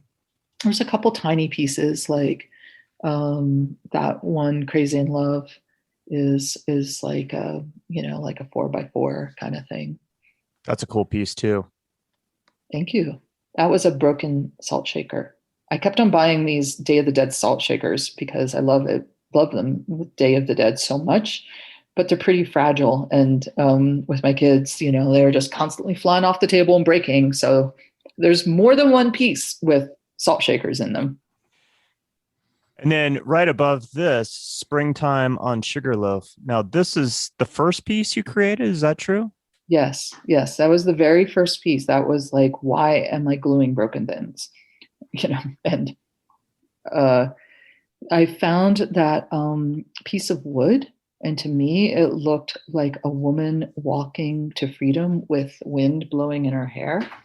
And, behind her, like at the end of the hair, there's this spread out of like all these bullets and, piece of the antler and these stones I find under one particular tree up on Sugarloaf. And it was, I was really working with a lot of tension around being a caretaker for someone that was so sick. Again, like a very good person at heart, but, pain makes people dark and angry sometimes. And caretaking is hard. So there was this place where, there was like a longing to escape and to be free. But yeah, that was where I learned that it's very tricky to glue tiny little things together. It's powerful. It's powerful to hear you talk about it. Thank you. Now, where you work, Mm-hmm. have you or are you able to incorporate art into the counseling that goes on there? Yeah. We have like 3, maybe 4 art therapists this year. Naropa has a pretty big art therapy program.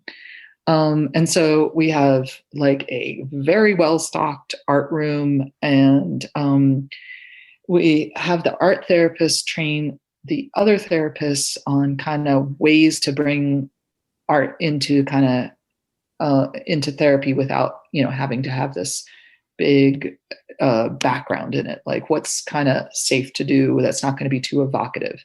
I mean, you do have to be a little careful. Art goes deep into the unconscious sometimes, and it can touch profoundly cathartic places. So you kind of don't want to throw a therapist without specific training too much in the deep end. But the art therapists train the rest of us. And yeah, I keep a little spreadsheet of how much art I've made. I've made 92 pieces. And so I do not have enough room. So there is my art. I have inflicted it upon the counseling center. And there is art literally everywhere. And not just my art, though quite a bit of my art, because again, a little problem with having enough space. But yeah, like you walk in and it's a warm place with tons of plants and a lot of funky art. And just the intention is to be in this space that feels inviting and creative. And you said there's 4 counselors that are certified or trained to instruct other There's 4. therapists? I think there's, I should know this. I can't remember. There's 3 art therapists or 4, to be completely honest. But they go through this specific kind of training to be an art therapist. And then they are out of the goodness of their heart, teaching the rest of us, basically. Oh, nice. And to be a licensed art therapist, there's certain certifications you have to go Yeah. through. Yeah. The whole topic of licensure is a little complicated, but I think the thing to kind of take away is that, like, to be a therapist, you want someone to have gone through graduate school at least. There are people that are unlicensed therapists, but to be a licensed therapist, it means you do a certain amount of supervised practice. So that's really what I'm doing at work. Like, I'm meeting individually with therapists and with therapists in a group, and I'm listening to them talk about their work with clients.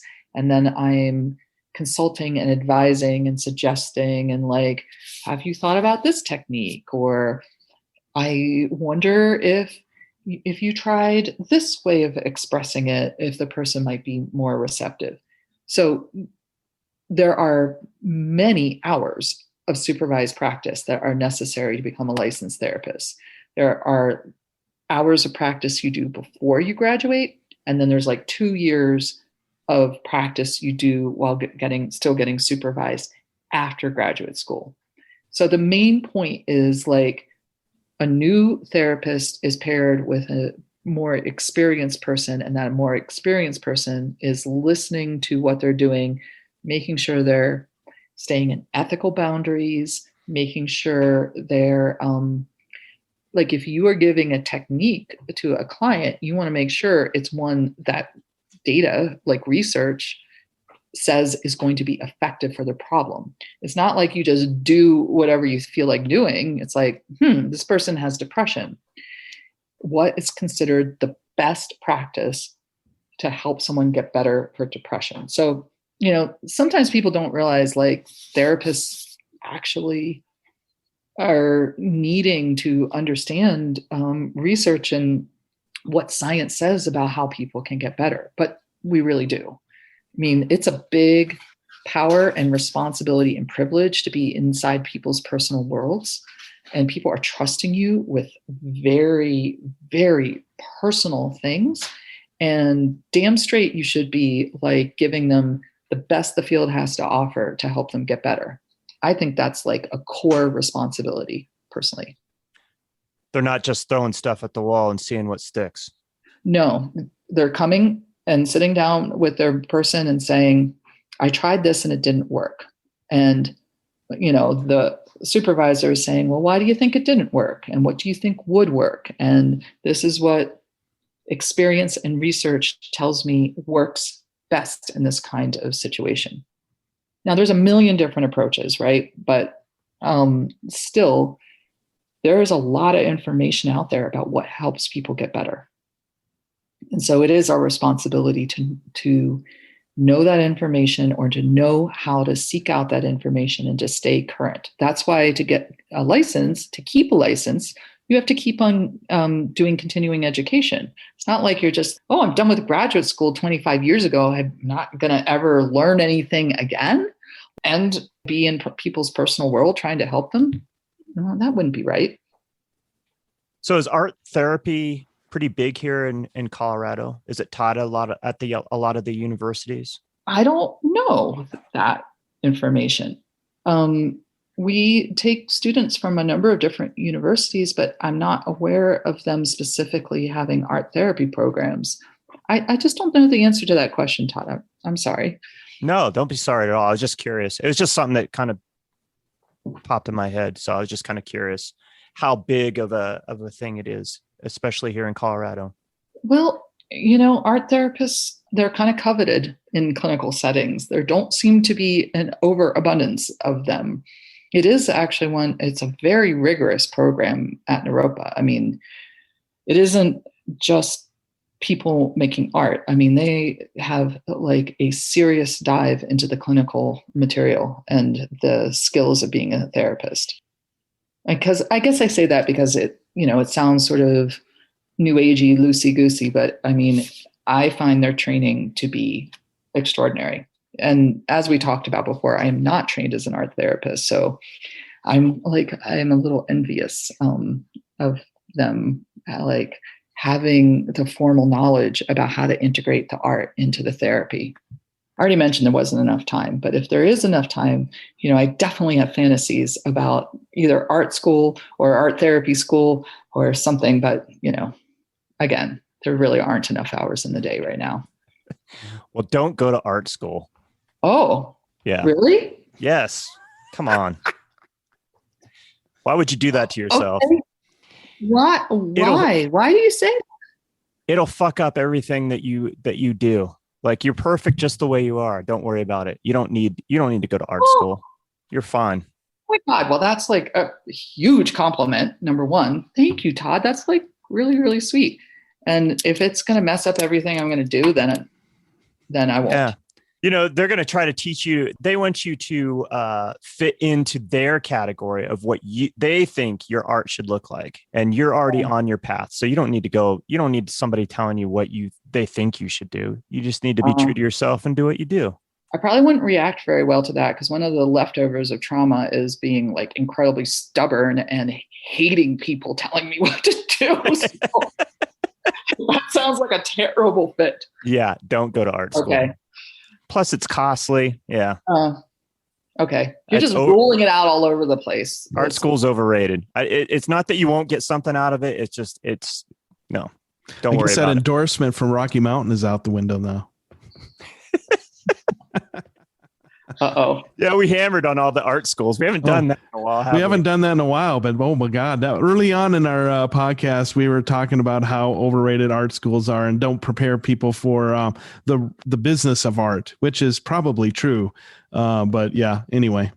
So if you do want to go to art school, find something that you resonate with them, like something that you want from them and not how you're going to just jump into an art school. Okay. Well, it's probably not going to happen anytime soon. Mentorships are probably better. Find somebody that's doing something that you want to do and go spend some time with them, like an internship kind of thing. I learn really well from people like that. I mean, I love mentorship. I love learning from other people. But when it's like an authority structure institution, like this pretty, contrary side of my own starts coming out and like, why do you do it that way? Why do you do it that way? And then I annoy the crap out of people and, nobody likes why all day long. My children apparently picked that up because now they ask me why all day long. I'm like, oh, awesome. So it's a pleasure to meet yourself coming back. Right. Of your children. Yeah, that's so true. Oh, that's so funny. Nobody's ever going to care whether or not you have a degree, or I don't think. Okay. I mean, in your world, yeah, degrees and certifications mean something. But, I went to commercial photography school, commercial art school, and nobody's ever asked me if I have a degree in photography. So, okay. Who cares? Just keep doing what you're doing. Okay. Well, I'm stuck doing, with a mighty compulsion to keep on doing what I'm doing. So I don't think it's going to end. See, and that's beautiful right there. And I think art school would kill that in some ways. Okay. Yeah. Yeah. I mean, when I get a time to make art, it feels amazing. And it's like what I savor, and I, sometimes with love and respect to my folks at work, like sometimes I'm talking to them and my mind is like yellow and blue, yellow patterns. Oh my gosh. What if I use those?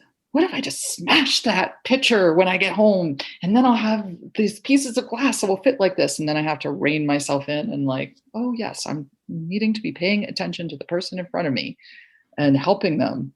And not thinking about, different shades of yellow and blue and how they look together. See, you're already an artist. That's what artists do right there.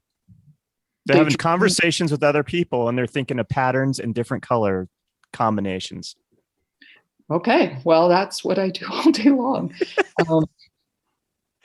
But sometimes it actually, when I'm thinking that, like thinking about the pattern, sometimes will gel the pattern of what the person is saying. So it isn't, as irresponsible as I'm making it sound to my supervisees. Where I'm like feeling self-conscious, might be actually listen to this and then know that I'm thinking about patterns of yellow and blue instead of their faces. Oh, that's funny. We already talked about how art communicates a lot of times better or easier than words do in some ways, verbalizing things. But I read that when you make art, that often you get these affirmations of healing words and phrases. Talk about that.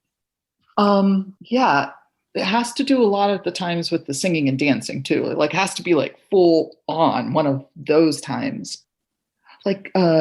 Some of the celebratory ones. There was one called Sunrise Sacrament. And that for me was about every morning, what a freaking miracle it is to wake up and be alive. And that one was very difficult because I was draping these pieces of glass scraps over bracelets. And so the points of contact were so tiny.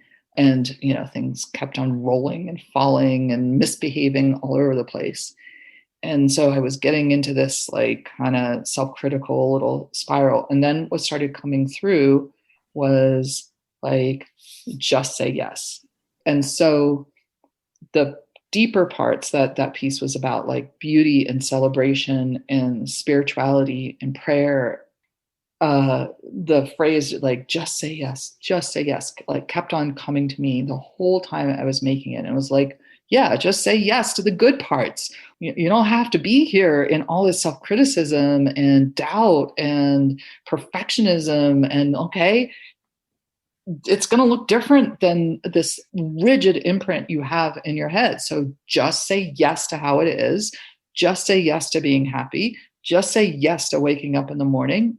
Just say yes to all of it, all the good stuff, things like that.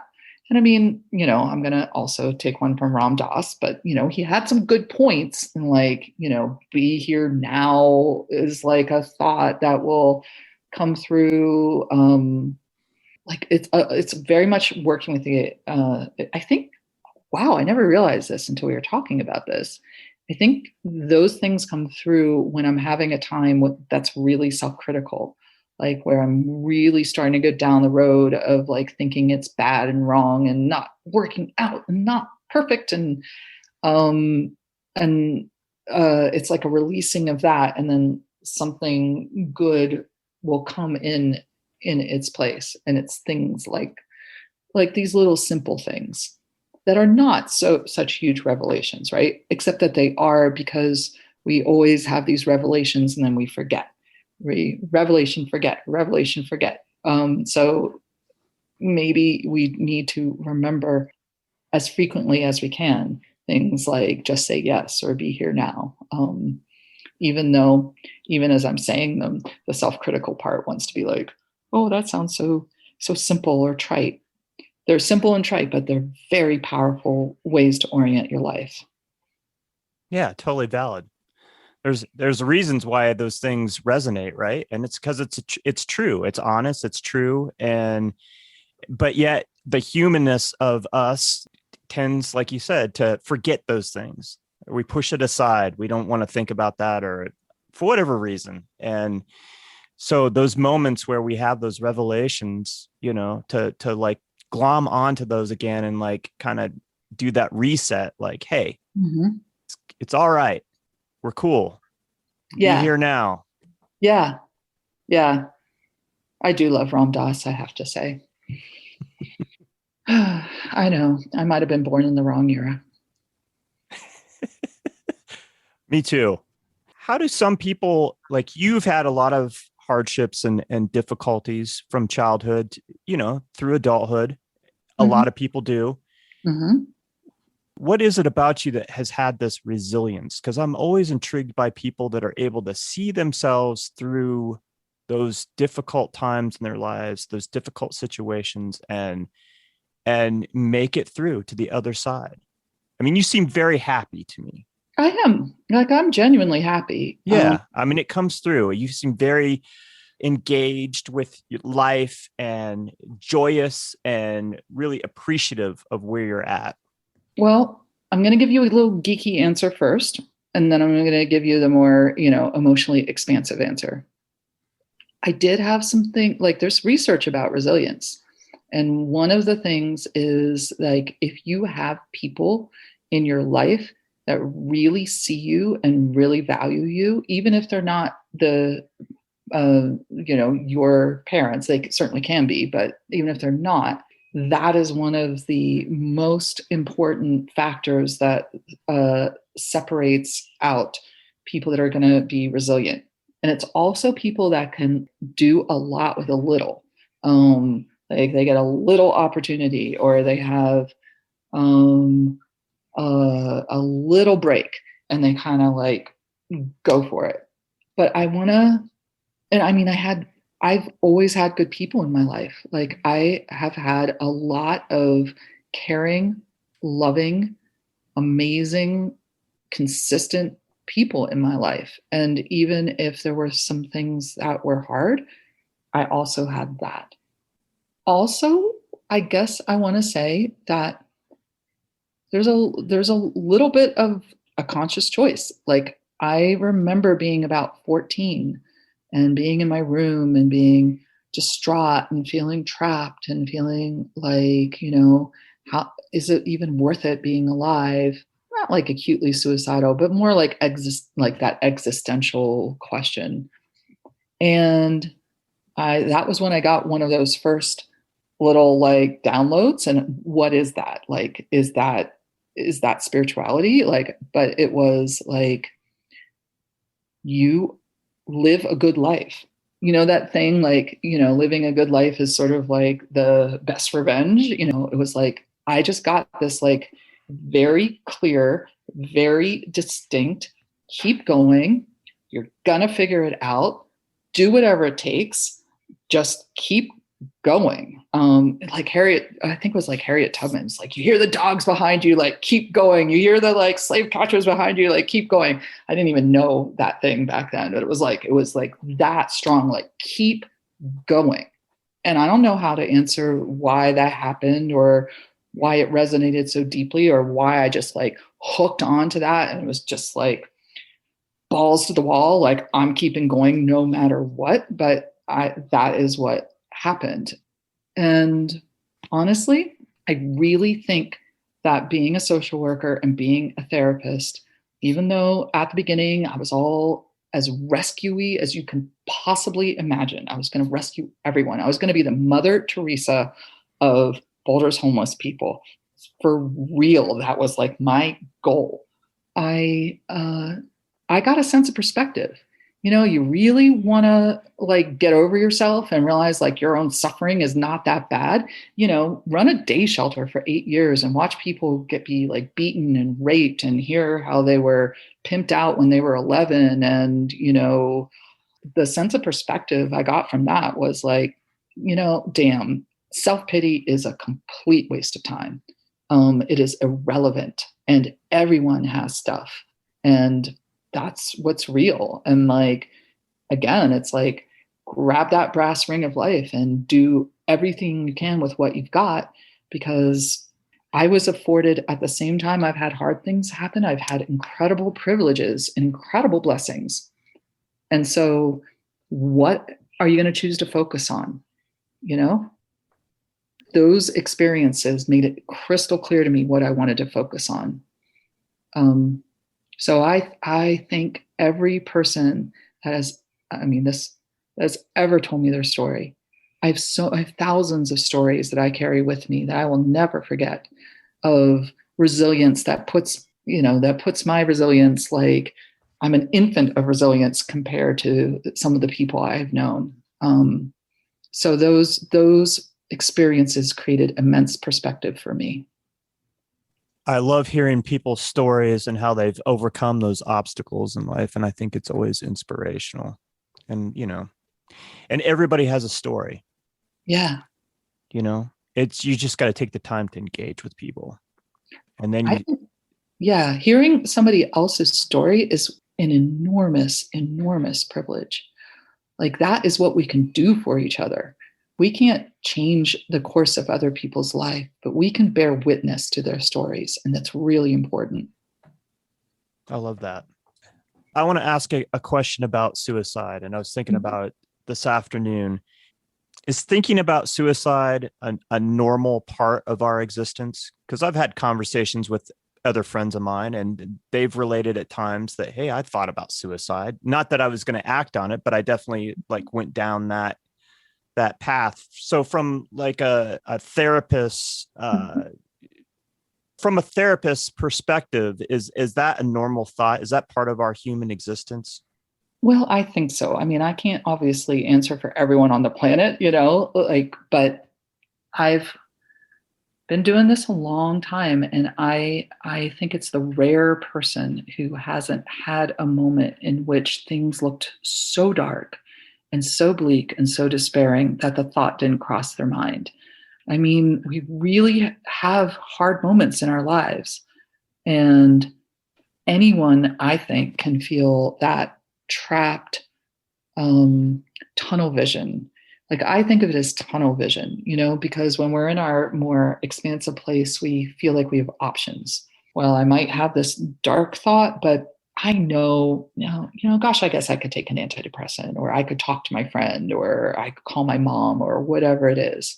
When people are getting suicidal, those options are becoming more and more and more narrow. And there's a kind of cognitive distortion that happens, that it starts seeming really realistically like it's the best solution and that it would be better for everyone. What I always hear people say is, I'm a burden and everyone would be better off without me. That's when it's not just like a passing thought. This is when it's like developing over time. But yeah, I think people have these crossroads where they really question, even if they're not like planning, existentially, like there are moments where it's like, is it really worth it? And I think if we're honest with ourselves, like most of us have those. I think it's pretty normal. And I think the more we talk about it, I mean, I've been doing this suicide survivor support group through the clinic, leading it for like 3 or 4 years now. And, so I have talked to a lot of people who've been left behind by the suicide of a loved one. And, I listened to the stories of what their person was going through as they were leading up to it. And it's got these common themes of like pain and loss and fear and feeling trapped and not seeing alternatives. But as long as people are talking about it, they're still ambivalent. It's really the people that go underground and stop talking about it that I really, really worry about. If a person is like mentioning it to you, that means they haven't made up their mind. Why on earth would they tell you? Someone that's totally determined, they don't tell other people. They take the pills, they go out in the woods, they don't leave a note, they don't hint around. In the suicide literature, that's called invitations. The person is inviting you to ask them about it because they're dangling these little hints in front of you.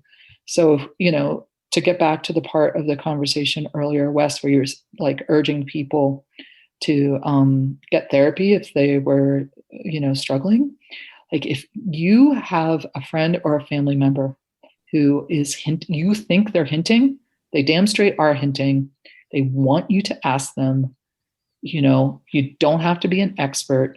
You just need to ask them whether they're thinking about it and whether they have a plan, and then get some professional help if they have a plan, right? It's not the end of the world for people to be thinking about it. But if they're getting down the road of like, they bought the gun, or they stockpiled the pills, or they have the rope and they're thinking about where and when, that truly is a mental health like emergency, and it is important to get help. There's a 24/7. There's crisis lines in every area. The police are actually really good at helping in this situation. I know that we don't always think well of the police, but they can intervene, and without getting the person in trouble, they can get the person to an emergency room so they can be seen by a mental health person. I mean, I've had people curse me and for calling the police, but I'll take being cursed any day over someone dying. I'm fully prepared to have people hate me in the moment for doing that. And when used to work with prisoners and ex-prisoners, it was more than hating me. They were sometimes like, I will kill you. And I was like, well, I really hope they don't. And they would typically thank me later. Not all the time, but often, because of that part where if people are talking about it, they're not certain. They kind of want you to intervene, even if they're pissed that nobody loves being dragged off to the emergency room. So it's normal for people to be pissed, but it's the right thing to do to save someone's life, even if the mechanics of how it happens are not always so super pretty. It's still the right thing. Not that people don't have the choice, legitimately have the choice to end their lives. I believe that is someone's choice. There's a difference between making a rational decision planned out for a rational reason, like being sick or having a terminal illness or being in unbearable physical pain. There is a difference between that and being so consumed by depression, which is also a biological illness, that your typical thinking is profoundly distorted by your illness. And I believe in intervening overtly when someone has a plan. I got on a rant. I'm sorry. No, that's all right. That's good. That was perfect. I'm glad you talked about it and addressed it that way. Are we getting better as a society as far as talking about suicide and getting over the stigma of it? And that's why I asked that question. I think a lot of times people don't realize that everybody kind of goes through certain things, or maybe they get depressed for a little while. Maybe it's not even a severe depression, but they're in a part of their lives where it gets kind of dark and they have these feelings or these thoughts. I feel like we are. And I think the younger generations, my generation was still pretty constrained, or at least where I grew up in central Pennsylvania, we sure as hell did not talk about mental health and suicide. And it was very work hard, very Germanic culture, you're stoic, you don't show vulnerability, all that kind of stuff. And so I love the younger generation. I love that there's mental health TikToks. I'm just at the beginning of, first of all, I just discovered TikTok. Secondly, I just discovered that there's all these mental health TikToks, and it's amazing to me. So I love that the younger generations, sometimes there's culture shock. I'm like, oh my God, my ears are bleeding from the level of detail, you are telling me about your life, kid. But at the same time, the bigger part of me is amazing that people are being freed from these silos of shame and stigma and isolation, and amazing that we're learning to talk about our feelings more. Back to how men struggle with the ability to talk about their feelings. I've always kind of done well as a therapist to men.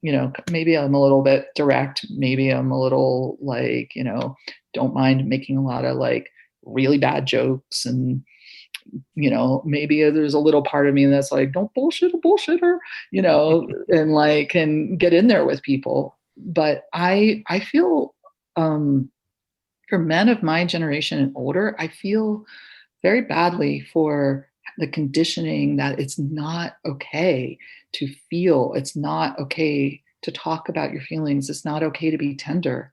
The men I know in my life as friends and partners, some of them have been the most amazing, tender, sensitive people. And, I feel so privileged that I get to see that part. And I just wish that they felt freer to be that part of themselves too. Yeah, the strong person. Yeah, the provider. Yes, all these other, wonderful things that men are. But I feel so excited for when I see a guy my age or older, leaning into the full breadth of what it is to be a person. if you had the ability to step away from what you do currently for your day job and just create art full time, would you do it? Absolutely. I think about that all the time. I can't wait.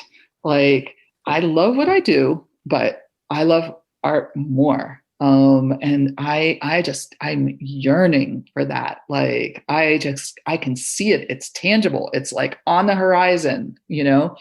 I mean, I am literally like trying to jam in sitting at galleries and dropping off things at galleries and picking up from galleries and applying to shows and doing my job. And oh my God, the grocery shopping and the dog walking and the kid driving and the orthodontist. And I do picture sleeping a little later in the morning, just not maybe a lot, but a little, walking out to my garden, like taking in that sunrise sacrament time. And then like oh my gosh, if I had the privilege of like just being able to do my art, that would just be the most miraculous, incredible, wonderful thing that I could possibly imagine. So yeah, that might have been an enthusiastic answer. That was enthusiastic. I think that's a yes. That was a hell yes. You spoke a little bit about this before, but I want to ask this specifically. You're a member of Next Gallery, and you've been part of that for how long now? This is I've had 2 years, I think. Okay, so a little while. Were you part of a collective before you hooked up with Next? No, that I met a member named Charlie Walter at a gallery named Sync, where I was like, they have this contributing artist thing. And he asked me whether I wanted to apply. Now, I am someone, if someone like opens the door of opportunity like this much, that I was like, well, I emailed them that night. And then he emailed me the next day. And then like 3 days later, I had an interview. And then like on the way home, they were like, he emailed me to say yes. And I was like, well, I'm so in. So yeah, that was the little story there. So I don't know if someone he's been mentoring me, and if someone is kind and gives me their time and they give me some like direction, wow, that's a beautiful gift. Like, don't ignore people giving you beautiful gifts. So this has really done a whole lot for you as far as cultivating a community. And what else has it done for you as an artist and for your art, being part of that collective?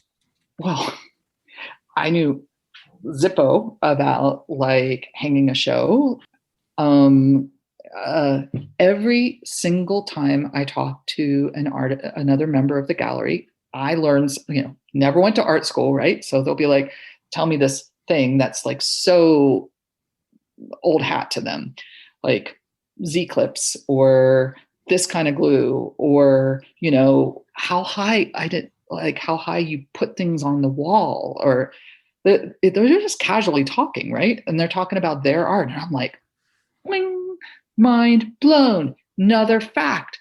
Oh my God, there's so much I don't know. And so like, it's just very vibrant and nourishing to me to be around other artists. And I like being part of a team. And this is like a really active gallery where everyone actually like does their stuff. So, there's this sense of like, we're all in it together. And I love that. But I mean, I just get a ton of encouragement and hints and have you thought of this? And have you tried that? And, the wife of the gallery director, she pulled me aside pretty early on and was like, you can't just stick those little round hooks in the back, Joy, you got to use like D-rings. I was like, well, what's a D-ring? I didn't know what a D-ring was. It's a big freaking deal for me to buy a tool. Now I have a drill, a jigsaw, and a multi-tool. And that's like really big time for me. So like they tell me all these little things that I swear to God, everybody else knows. And so that's amazing to me. And I don't know, I love being part of, and they're a really good vibrant, organized, contributive, group of people to be with. I just would have known nothing. I knew nothing about like even how to like curate a show. At the first one, I was just kind of like, well, this is all my stuff I like the best, versus like having any kind of theme or, bigger message, or I just didn't know any of that. So I'm just like soaking up all the knowledge like a sponge. It sounds like a very comfortable situation. And for those people that you want to be part of an art community, this is a great way to engage, find a collective and see if they're, taking applications and, show them your stuff and get involved. Take that jump, right? Yeah. I have never regretted like taking a chance or taking the next step. Like, does the universe always say yes to me? No, it doesn't. But like, I've never regretted trying the next thing.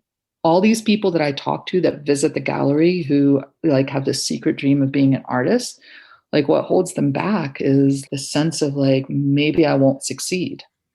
Well, I used to do a lot of fundraising when I ran the day shelter. And what they teach you in fundraising is like, every no is just getting you closer to a yes. And like, somehow I kind of incorporated that. And I'm like, well, people are going to say no because that's real. People do say no. But like, keep asking other people, keep asking for opportunity, keep asking the world for like, what you want. If you really want something, you can make it happen. To the extent that you have like talent, you have to have some talent too, but talent isn't enough without drive, and drive isn't enough without talent. And persistence is, go ahead, Todd. Oh, I was just going to say the answer is always no if you don't ask, right? So that's right. You got to ask. Right. And persistence is key because, I think a lot of people, and I can be guilty of this too. I'll give up if somebody says no to me. Sometimes it just kind of pulls the rug out from under me, and then I'm not willing to push myself out there again or put myself out there again. A lot of it has to do with being persistent and just keep going for it. Yeah. Last night I applied for a residency at the Denver Botanic Gardens, and, as I was doing it, I was like, I have a faint memory that I might have done this last year. And then as I did it more and more, I was like, I did do this last year. And maybe a younger me would have been like, oh, I was rejected last year. They don't like me. Yeah. And I was like, oh, well, they rejected me last year. I've done a lot more art in the last year, and a lot of it looks like flowers and trees. So who knows? Well, and you never know what they're thinking about, theme wise or whatever. Mm-hmm. Maybe last year they wanted something a little different, and this year your stuff fits right in. You just don't know. Like, it seems like a lot of it is also about match. Like we were talking about the gallery. It's a good match. It feels right. It's a good fit.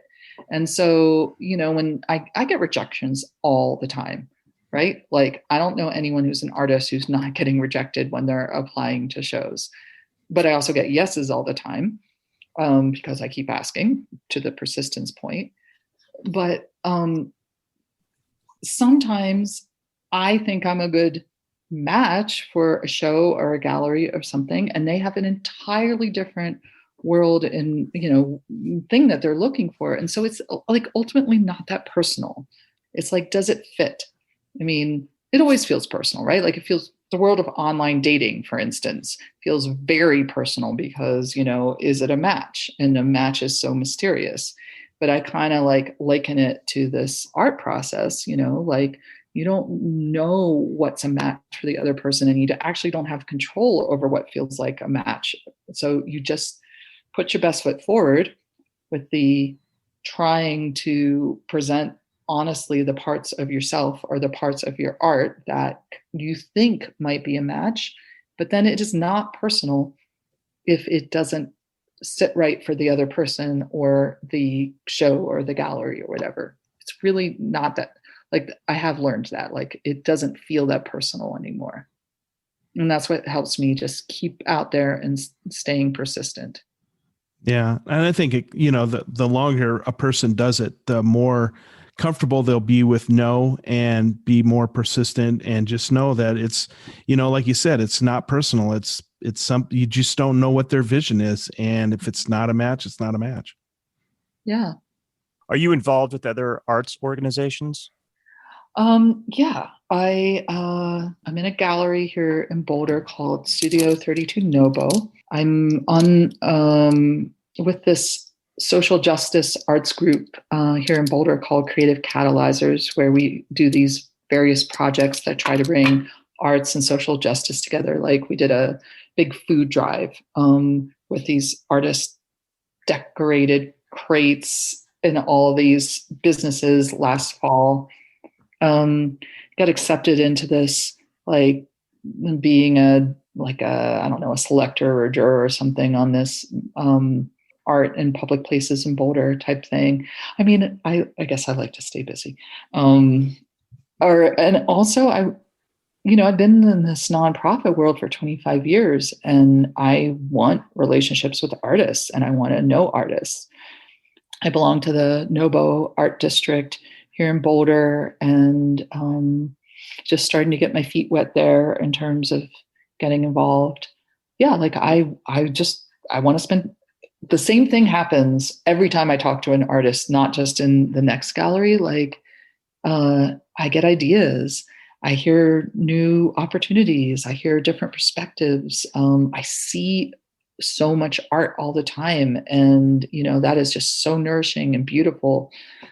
And I mean, I also like to make other people feel good. So, like hanging out with other artists, I'm complimenting them and, trying to build them up and, tell them the things I learned about for good opportunities. Like there's that part where I like to be part of, so finding as many ways as I can to be part of, although I got to keep a rein on it so that I have enough time to actually make art. But all of that is very important. If you want to be an artist, and a lot of people don't get this, especially if you're aspiring to participate in a gallery setting and get your art out there, it's really important to engage with your community and have that network of people that you can, share. Mm-hmm. Yeah. I mean, not the least of which, it's like we go to each other's things. Right. You show up, right? Like you show up. I showed up for a friend's opening Saturday night, and was like posting about it and trying to drive some traffic there and stuff. Like she's a good friend, and she has given me so many invaluable pieces of advice, because she's like, I don't know, she showed it in New York and Paris and all over the world and stuff, and like she knows like infinitely more than I do. And I was like, well, at least I can do is put a couple freaking posts on Facebook to have people know about her opening.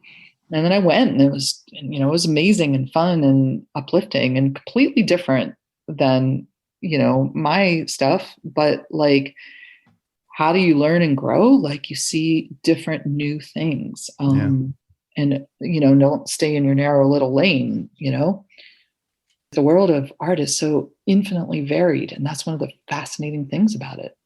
Yeah. It's what makes it exciting, Yeah. Seeing new stuff, being exposed to new things that you didn't know even existed. Yeah. Yeah. And it feeds that creative brain. Exactly. Like the way to stay creative is to stay in connection with other people that are creative. Right. Right. We'll start to wrap this up. I want to talk a little bit about business, but before we get onto the topic of the business side of your art practice, I want to ask you about, because you've worked with the homeless population, do you think we can ever come up with a solution to help these people? Yeah. Just kind of, do you think that we'll ever get to that point where politicians will take this serious and give funding and figure out how to at least alleviate some of what people are going through that do not have a place, that are living out on the streets or what have you? Whether or not we will ever have the political will to fully address homelessness, I don't know, because it requires, I want to speak to two things. Like one is there is a very fractured mental health system in our country, and there is an even more fractured addiction treatment system in our country. And those are both very stigmatized areas with not necessarily giant lobbyists, where insurance companies have some giant lobbyists arms. These areas rely on people that have had their own recovery experiences to then become the advocates. And there's not necessarily like a lot of wealthy, powerful people backing up that access to recovery programs of either type are, vital. Even though 23 million people in this country struggle with addiction, and there are supposedly insurance parity laws, like it's still pretty screwed up. But that's not the whole sum total of what homelessness needs. What homelessness needs, and this is an approach which actually is already out there, it's starting to take hold. It's really financially responsible and it has incredible data. And it's called Housing First. Like you may have read about Utah, monumentally cutting down on its amount of homeless people. Now, this goes against our cultural conditioning that is very moralistic about addiction and mental health issues, and very the pull yourself up by the bootstrap stuff. But the research shows that it is way less expensive to give people housing. So you give a person a place to live. You do not demand that they address their addiction, mental health, or medical problems beforehand.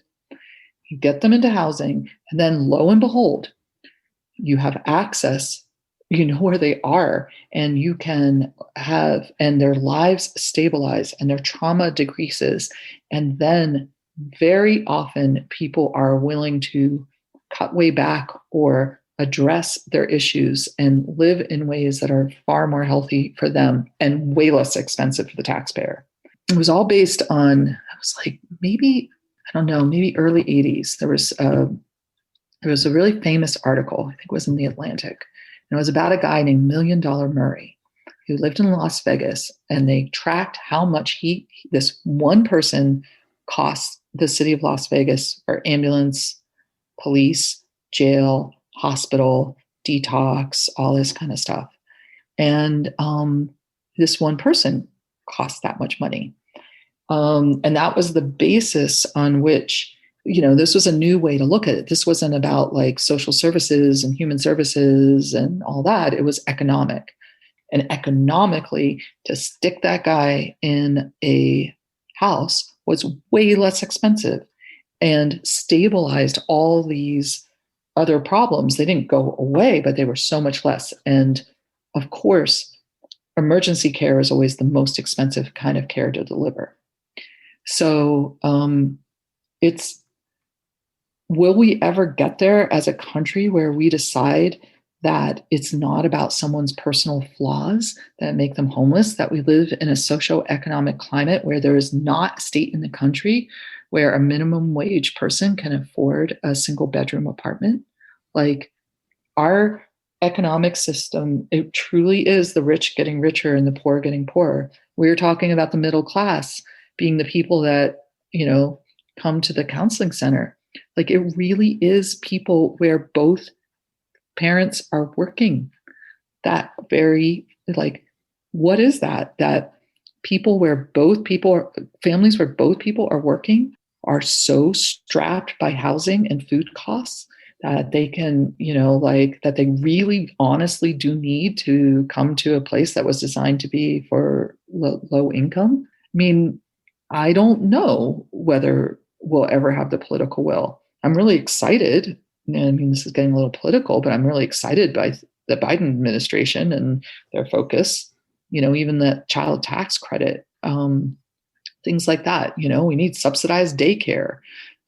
That alone is like backbreakingly hard. I mean, there was a time I had both kids in daycare as a single parent where I calculated I was making like $2 an hour after the cost of, daycare and housing. It was really hard. I was going to food banks. I was getting WIC. Like, I like to claim that. I like to have people understand that I have been poor in our culture, and it's very hard. And it wasn't because I wasn't working really hard. I was, and I was trying to do the best for my kids. And I was like, ultimately, I was like, I'd much rather give them good food than worry about my pride. Yeah. And that goes back to what I was talking about at the very beginning is, you know, we got to get away from, you know, looking at the people on welfare and WIC programs as lazy, because that's not the ones that are getting those. It's the working poor. It's the people that are making 10, 12 bucks an hour and trying to make ends meet, and they can't because housing costs is expensive, or electric bills or water bills, or, you know, food is expensive, and even access to food can be problematic. That's the mindset we have to change. You know, I so agree with that. Like I have, you know, most of the poor people I have known worked really hard, and their choices aren't great, you know, and it is very privileged to sit in a place and think that you would be able to make better choices, or that you would be a harder worker. You know, I see people that have clawed their way out of homelessness by working harder in the most appalling jobs. And so this kind of judgment is so false, and it really bothers me. Well, thank you for speaking upon this. It's something that I think about all the time. And it seems to me like, because we live in this country and we have all these resources, and we obviously have smart people, we ought to be able to figure this shit out. And it irritates me that the problem seems to get worse rather than better. And we need people that are willing to work on this problem and work together and make it a reality for these people, help these people. Well, I mean, we have some cultural myths to undo, that bad things don't happen to good people. You know, bad things happen to good people every day, really. And that, you know, that there's an inherent moral flaw in someone if they're poor, and that we cause our difficulties. I mean, do we sometimes contribute to our own difficulties? Yeah. I mean, yeah, we can pile on ourselves. No one asks to have cancer, have really shitty insurance, have a medical bankruptcy, lose their house and become homeless and live in a car. No one like was a little kid and was like, that's the life I want. You know, really rotten things happen to good people. And then generally, like if addiction creeps in, you know, it's self-medication for trauma. And I think it's really judgy to be like, oh, you're living in a car and, you know, now you drink more than you used to.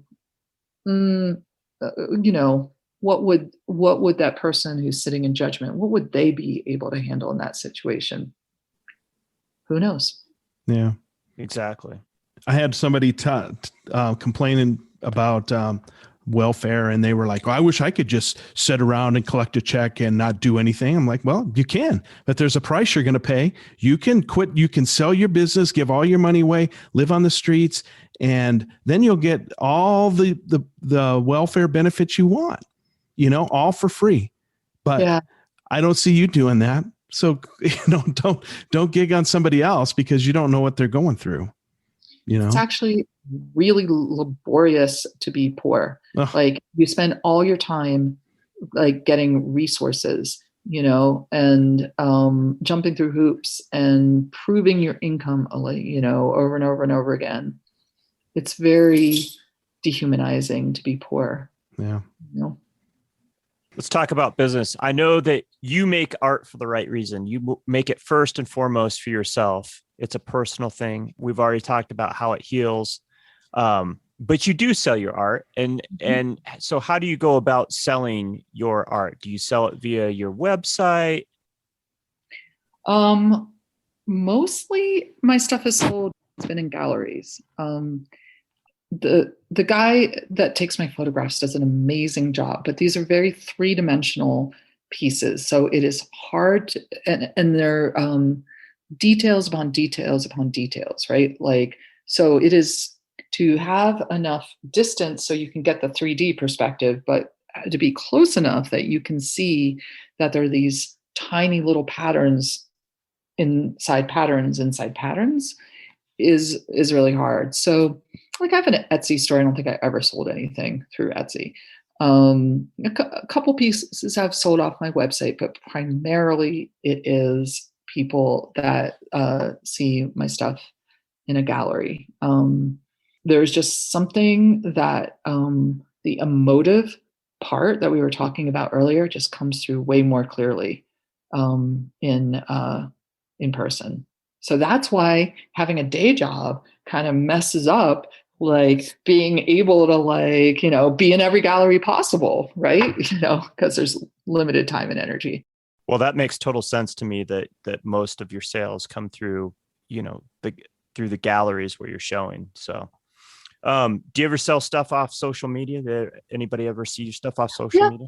Oh yeah, I forgot that. That's true. A couple times, like the instant I post something, people are like, I want that. That has happened. And for some reason, although I, again, have never studied photography 1 second, like people are starting to like want to buy my photographs from social media sometimes. So yeah, I mean, I like social media also just because I like, the communicative, connected part and the part, that's longing to express myself. But yeah, the social media sometimes, not a lot, but yeah. How do you go about pricing your art? Because you Terribly, terribly. Well, and it's no idea. What you do is very time intensive. I mean, I know that these pieces you spend a lot of time on. So I was just curious. Everybody tells me I underprice it. I don't know how to price it. I mean, that's something that's been good with, meeting other artists. That is the consistent feedback I get from other artists. And I've been weirdly, as I've been inching up the prices in a very self-conscious way, they've been selling more. And it's like, I think I'm putting out there that I value it. And then I'm not selling something for like $100 that I've spent, months making. So also I had, sometimes I get things in at the art gallery in Boulder, and he's a good businessman. And he was just straight up with me, which I really appreciated. He's like, it's not worth it for us to sell your thing for $200, price that thing at $900 because we're making commission from it. And then nicely, he was like, and it's worth it. And I was like, $900.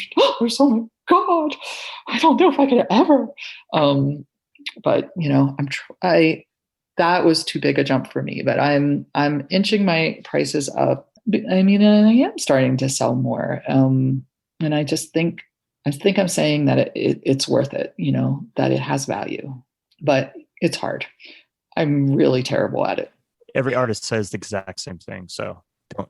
Oh, yeah. Really? It doesn't matter. And it doesn't even matter if you've been doing it for a long time. A lot of times they say the exact same thing.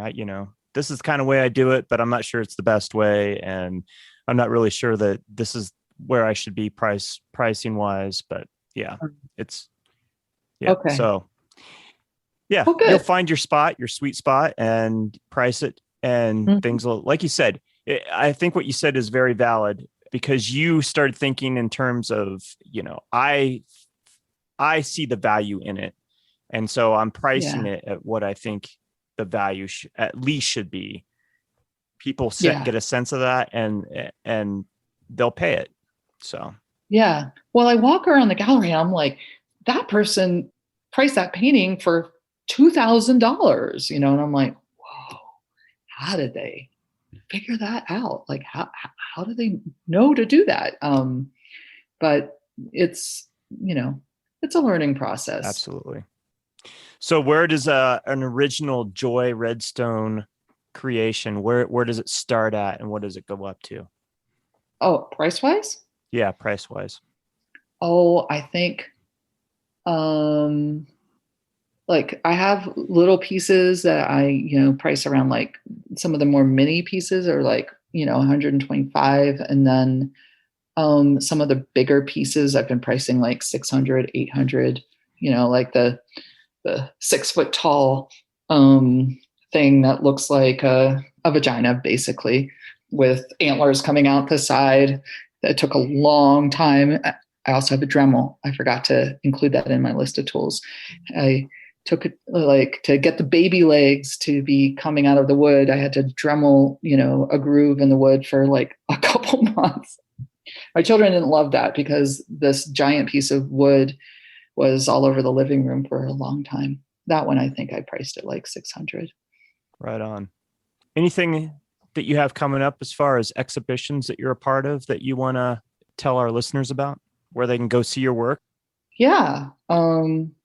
Well, at Next Gallery, I always have at least one piece up in the community gallery. I'm a featured artist at Studio 32 Nobo, so I always have 5 or 6 pieces there.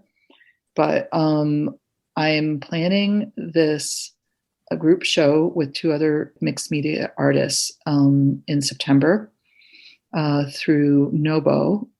It's going to be called The Divine Feminine. And it's all for me, it's all aspects about I went through infertility. So it's like pieces about infertility and birth. And another woman, Eva Mayer, who is one of the other artists, all of her pieces, they're these little fantastical creatures. And they came out of the experience of caretaking her daughter when she was sick. We were thinking about like women and the ways that we care and nourish for other people. And then Natalie Smith is this other artist from Next, and she does these amazing sort of like religious pictures. And she had a whole piece about eggs, this whole like installation piece about where she took like old kitchen implements and had all these eggs dripping in all these beautiful ways. And it was like, again, about women's like miraculous ability to create life. So it's all different like parts of like women and life-giving and birth and excitingly, Natalie is pregnant, and it's like the month before she's due to give birth. So we're not going to make her do too much gallery sitting, but she will be there in all her glory with a little one to come. So anyway, I'm pretty excited about that. Fantastic. Joy, anything else that you would like to talk about as far as any advice you have mental health wise or for aspiring artists? If you feel like you could live a happier life and you want to live a happier life, I urge you to try therapy, because what's the worst that can happen is that you don't match with the person or you don't change. But for most of us, there's a fuller life that's available to us when we work on our healing. And art, just fucking try. Like, just try. Just take a chance and see what happens. Because you just never know. You might find something that's amazing. I mean, when we were talking on the phone, Todd, I was telling you that like I was so excited to do this because I just wanted to talk about how like transformative and healing making art has been. And that's the message I hope I communicated tonight. Like, there is so much available to you if you just follow that part of yourself. And like, hey, don't be like me and wait till something terrible happens to listen to yourself. Like, you don't have to have tragedy happen to listen to yourself. Listen to yourself without tragedy and try. Just try. I think that's it. Beautiful. That is beautiful. Thank you so much for spending time with us this evening. It's been an absolute pleasure. I'm so glad you reached out to me and we were able to do this, and it's just been inspirational and wonderful. I look forward to seeing you again in person. Oh, me too. And seeing your art. But I do. Your art and you as a person, you're incredibly inspirational, and I completely admire and respect you. It's been wonderful. Todd, thank you. You know, on my end, I just feel like, whoa, like they wanted to talk to me. I have something to say is kind of more where I'm at. But I mean, it just feels like a really, really big honor. and a really, really sweet opportunity. And I also I had so much fun. You guys are really, really, really, really fucking fun to talk to. I mean, I'm like 3 hours, woo, it just went by in like the blink of an eye. Like I really, really felt connected to both of you, and I just really appreciate it. Like, I don't know quite how to say enough of a thank you. But it's really heartfelt. Like, thank you so, so much. I really appreciate you letting me do this. Yeah, we've really enjoyed it. And I think what we talked about tonight is so important that for our listeners and to other people to hear. We can't talk about this subject enough. And I'm so honored that you were able to come on and do this, because the work you're doing for your day job is super important. I love what you're doing with your art. I think it's magnificent, and I think you're touching people with that. And I hope somebody will, and I know somebody will walk away knowing I can heal from my pain by doing art. And I think that's important to know. That was the goal. That was the goal Todd and I talked about. That was the entire goal. If that's what happens, like, that is great. And we've had so many listeners say, I love your show because we never know what we're going to get. And this will be like a little ray of sunshine because it'll be something completely different. And I'm excited. This has been a great 3 hours to spend with you. Yeah, Wes, you don't live here, right? You're like, no, I'm in Rapid City. Oh, Rapid City, South Dakota. All right. I feel sad that I probably won't get to meet you, but I'm definitely, Todd. Okay, as long as it's not like the height of the pandemic, I really need to hug you when I see you next. Okay, like can we agree to that? Like, is that okay? Are you a huggy person? Absolutely.